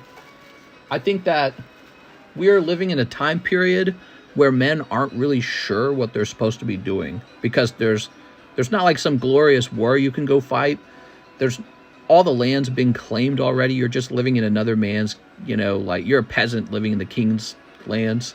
So it's really not a super good time to be a dude, in my opinion. Like you got to have something very special going on for you almost in order to stand out. And I feel like that's pretty tough to do in 2023. Even the globalization of the world has made it harder for men, because now the most desirable men are easier to gain access to. So someone in another country has just lost his girlfriend because she headed over here or something like that, you know what I mean? So but the world's always been a competition. And I would say that it's more fun to be a human being in general. And because we have toys that never existed before in the past, and we have air conditioning. So, there's some bleakness, but there's also some good news. I think that the natural selection continues on without all of the wars we used to have in the past. It continues on, but it occurs in a financial way. And I think that's kind of what goes on now. So it's like society's shifting around, and instead of fighting with knives, we're fighting with jobs. You need a better job. You're competing with another man for a better job. You're competing with another man to start your own business.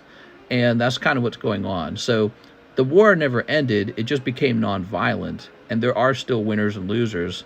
And it is still a competition to be the guy that girls want to date. You know what I mean? Does that make sense? The survival, the struggle for survival, it's still ongoing. Never really ended. We have Tinder. Tinder made it easy to hook up and move on. Yeah, but I mean, like, what kind of girls are you going to find on Tinder anyways? Yeah, the kind of woman that my wife is, she's never going to be on Tinder.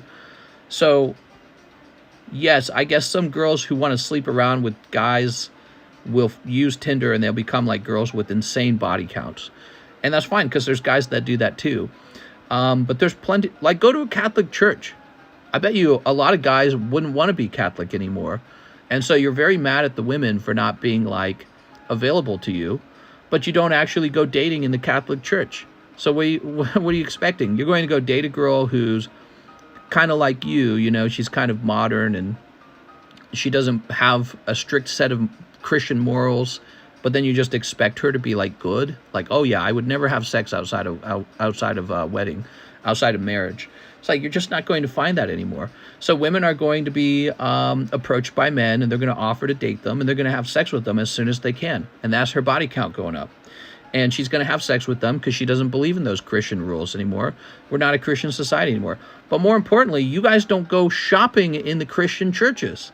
So you're not going to the Catholic Church and saying, I'm looking for a Catholic girl who hasn't got a body count past 3. You don't do that. You go shopping on Tinder and think that you're going to get something good on Tinder. You're not. You're going to get some girl who slept around with like 100 guys. David Gutierrez, he says, 1 Star Wars, Galaxy Chrome. So I think David just ordered another Star Wars. You got it, man. Here we are. Why would you want to be used by a random guy is pretty effed, to be honest. Well, women don't value virginity the way men do. So they don't understand that's super valuable to men, to be like the first, or to know that his woman wasn't like passed around a bunch of other guys. And that's your male biology, the sort of like sex competition going on that tells you, yeah, my wife should be exclusively for me. Well, there's an evolutionary advantage for that. It means it was more likely you pass your genes down. So you wake up and you're very selfish about your own woman, and it's just an evolutionary, biological, built-in personality trait. And women don't necessarily have to care about that because it doesn't matter to them. So you're worried about it and they're not. And, people talk about the subject in order to warn women, like, hey, guys care about this. But if you're dating on Tinder, you're going to get what's on Tinder, which is a girl who dates guys on Tinder. You know what I mean? What are you expecting? So you need to go sign up to be Christian or Catholic or something and meet a Christian person who has rules. And one of the rules will be, I don't sleep around with people. I get married. We have boring Christian sex. We do what God says. You know what I mean? It's funny because guys want both things. They want a girl to be modern and sexy and, oh, you're going to be a slut. But also, you're only going to have sex with me. You're going to belong to me. She doesn't have those traditional values. She doesn't belong to you. She belongs to the highest bidder. And you're the highest bidder for now. And so that's something you have to think about when you're selecting a partner. Here we are. Women who sleep with 4 or more men are 80% more likely to be single at 40. What do girl get out of sex if they aren't getting pregnant? Here we are. You know, you get intimacy, you get your needs met, you get pleasure. Those are all legitimate. David Gutierrez. All right. She's for the streets. Yeah, I mean, if you go looking on the streets for your girlfriend, you're going to get a girlfriend from the streets. That's actually how it kind of works. That's how it works. It's also why men prefer younger women, because younger women haven't been passed around as much. If a girl is already 35, it's highly, highly, highly likely she's had a lot of sex. And so guys have always valued virginity. It's not preferred by a single race. It's preferred across all races, all religions. And that's because it's a biological desire. It's a biological desire to not have to worry about raising other men's children for them. Or, you know, your wife is pregnant with another guy's baby. So it's biological. It always exists. And women who want a shot at a guy who's kind of wealthier, they have to respect that he's probably going to want her to be a low body count kind of girl. So if you're a girl just enjoying the pleasures, the earthliness of life, right? If you're just trying to have a good time, you will get a high body count, and he will eventually find out, because when you're in a relationship for a long time, it's impossible to hide it. You tell the truth to your partner eventually, and it may turn him off, and he might be like, you know what? You are not the one. I need to go find a girl who's not sleeping around with so many guys. You know what I mean? Hey, yo, what did I wake up to? I was with my wife since 18, and I'm glad. I met my wife when she was 18. I would have been 24 at the time. We have a 6-year age difference, and I wouldn't have cared if she'd had a boyfriend or two before me. But if it was like, I don't know, there's like a limit. I think for me, after you've had a certain number of boyfriends, it's like a clear sign we're probably going to break up. You know what I mean? Like, you just don't get along with other guys. You don't get along with your partners. So if I don't know exactly what the number is, I feel like the number is 3 almost. I feel about around 3 guys, I don't trust you anymore. Like, I'm just going to be your next number, aren't I? And I'm going to go through heartbreak. I'm going to invest my time and money in you, and it's going to be pointless. And I'm going to be wasting my time doing that rather than finding a girl who I could actually marry one day. So yeah, low body count's essential. But you know, for guys, you know what that means? You can't go around having sex with a bunch of girls, because the math just doesn't math. How are you going to expect to get a low body count girl if you're trying to have sex with as many girls as possible? Where's the math in that? If every guy's just like you and tries to have sex with as many opportunities as he can to get his own body count up, how do the girls remain low body count in that scenario? They don't. So I think men end up making this agreement that infidelity is wrong. That's where, it's so funny, like these religious books they all agree on the same concepts. Infidelity is wrong. Well, they say even infidelity for men is wrong, not just women. And so they already figured this stuff out like 1,000 years ago, guys. They already figured it out. You can't have guys going around trying to F every single girl, and because this causes a problem where there's too much infidelity. And it's not just women who are the issue. It's actually us. It's men.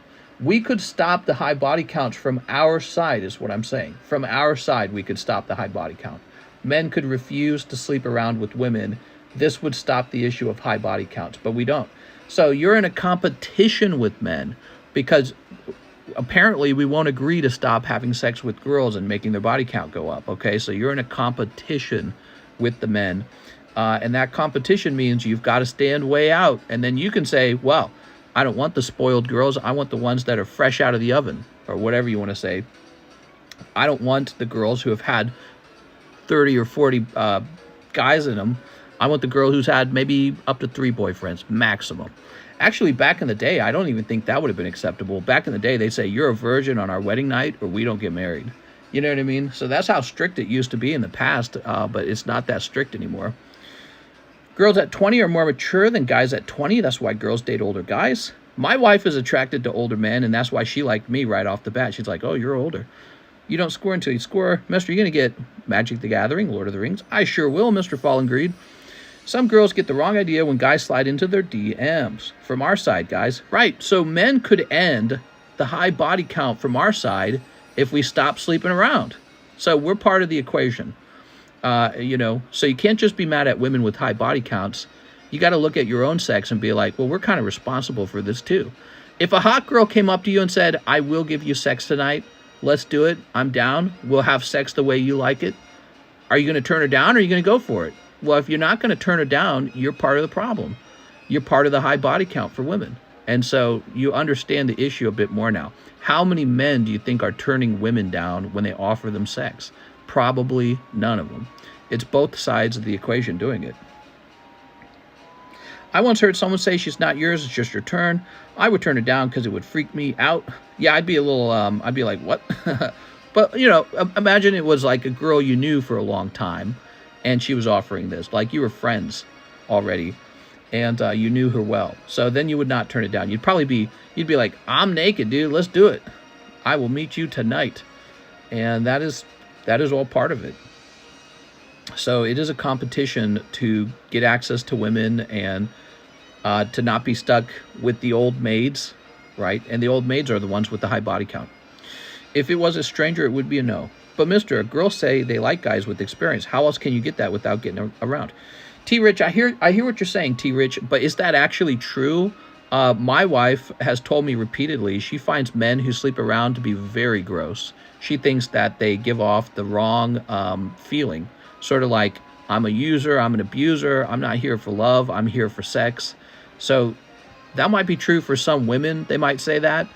That is definitely not true for all women. I actually remember one girl I dated, and she would have a fantasy where she'd have sex with a virgin guy. That was actually one of her favorite go-to fantasies in her mind.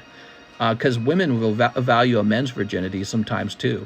You just don't hear about that as much. You usually only hear it one way. All right, let's see. We got a new order in, but we're supposed to be wrapped up. It is 4:08. Let's see what that order is. Fun conversation, by the way. I could talk about this all day. We got Daniel Corona. He says, I'll try another Disney, and I'll try another HoloLive. No problem, man. Here we are. Oh, it's mine. Oh, it's not a big deal. I'm not going to turn down your money. Women control access to sex. Men control relationships. I strongly disagree with that ball player. So this is sort of one of those made-up sayings as well. That's to suggest that any women could have sex with any man any of the time. That's just not true. If you're an attractive man, you're not just going to let any girl have sex with you. So there's a whole group of women you're never going to touch. No way. You don't meet my standard. So the difference is that men have a lower standard than women, but they have a standard. So the idea that only women control sex is not true. You could say something like, the demand for sex is higher, men demand it more than women. You know what I mean? But the most beautiful men, they probably turn girls down all the time. They go, no way, you don't meet my standard, you're ugly. So it goes both ways. Here we are. All right. I sent an order for the pack break. No problem, man. Did you get it? I will take a look into it just now. A hole is a hole, says Rand. A hole is a hole. Whoa. Bambi. All right, you got the full art etched Bambi. It is true. Men aren't turning women down on sex.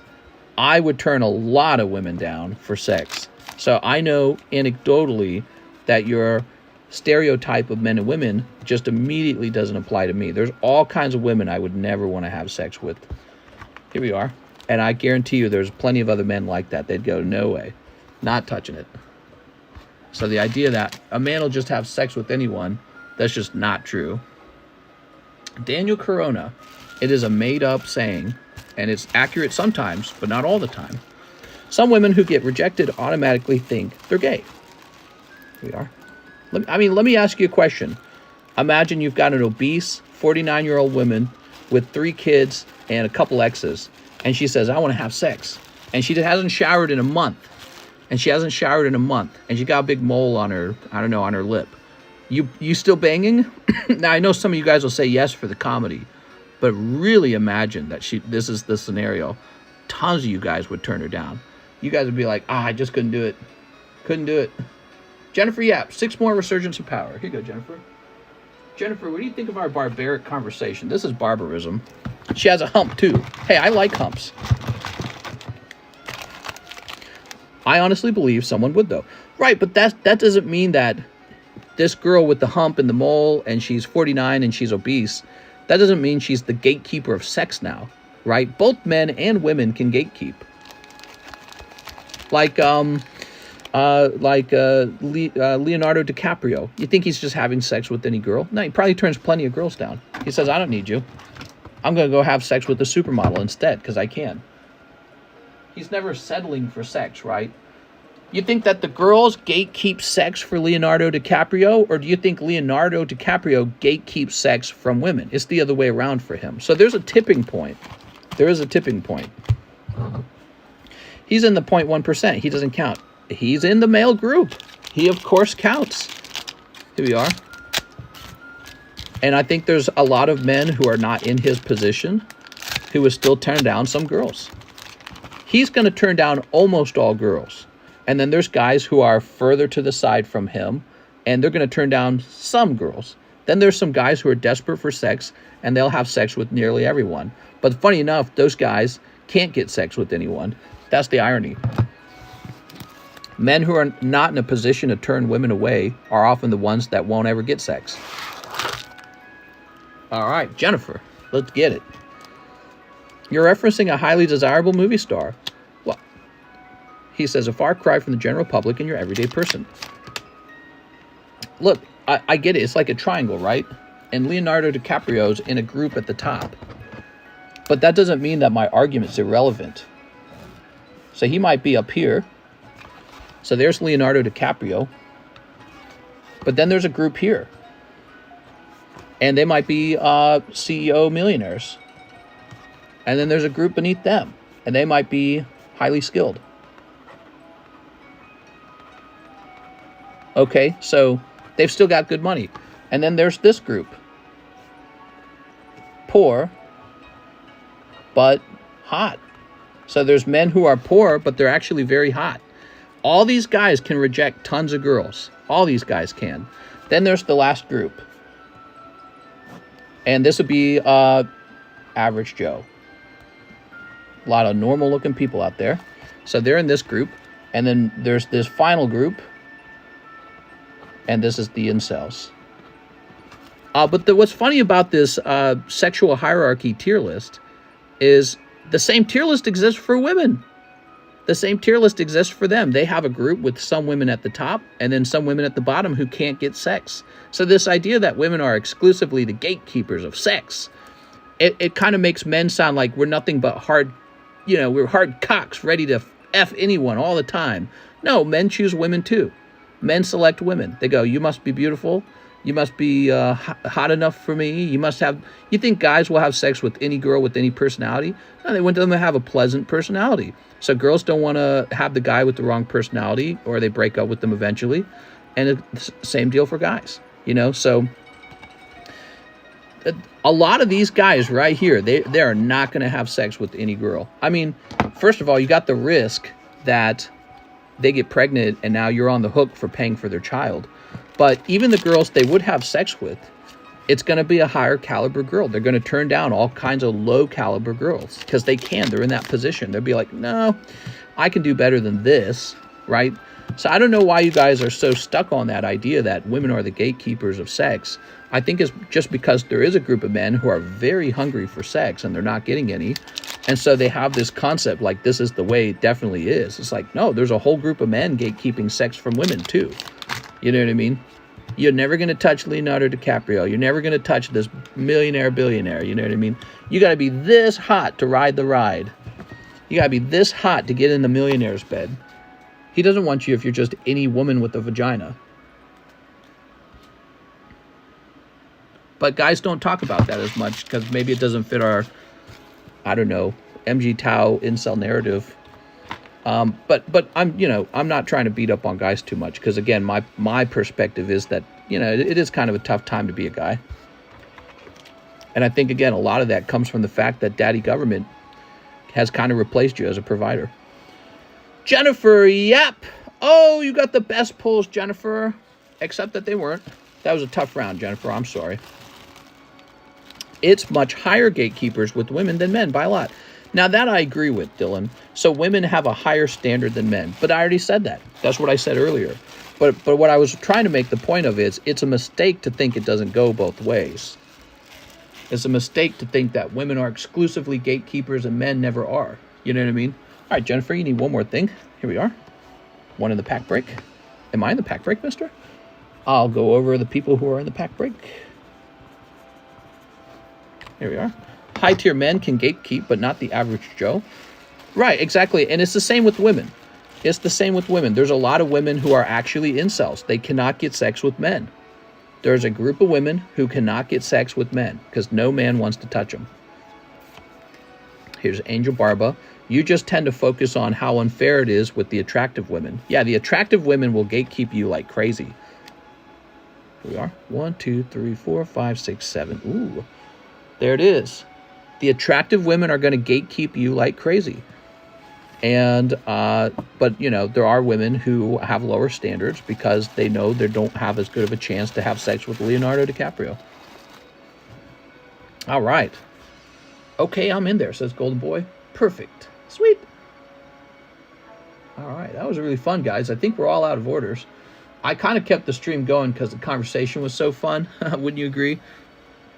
All right, guys, I'll see you for the Monday stream. I noticed I'm not coughing quite as much. Weird, man. Again, makes me wonder if it's a vocal cord issue. I'll see you later. Even Tammy from TLC got a guy. Shake my head.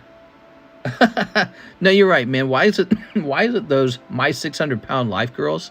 They've always got like a guy. Have you noticed it? Actually, it goes both ways. Sometimes you see this My 600-Pound Life guy, and he actually somehow has a girlfriend. It makes no sense. And the girlfriend will be the enabler. Did you notice that? So she'll be the one feeding him. So it's really weird. But yeah. See you later, guys. How do you think I got your mom? No, the 600-pound guy is alone. Some of them are, but so are some of the 600-pound women. So they don't all have boyfriends, but some of them do. And it's really, really surprising. This chat's kind of gay. You want to make out? See you later.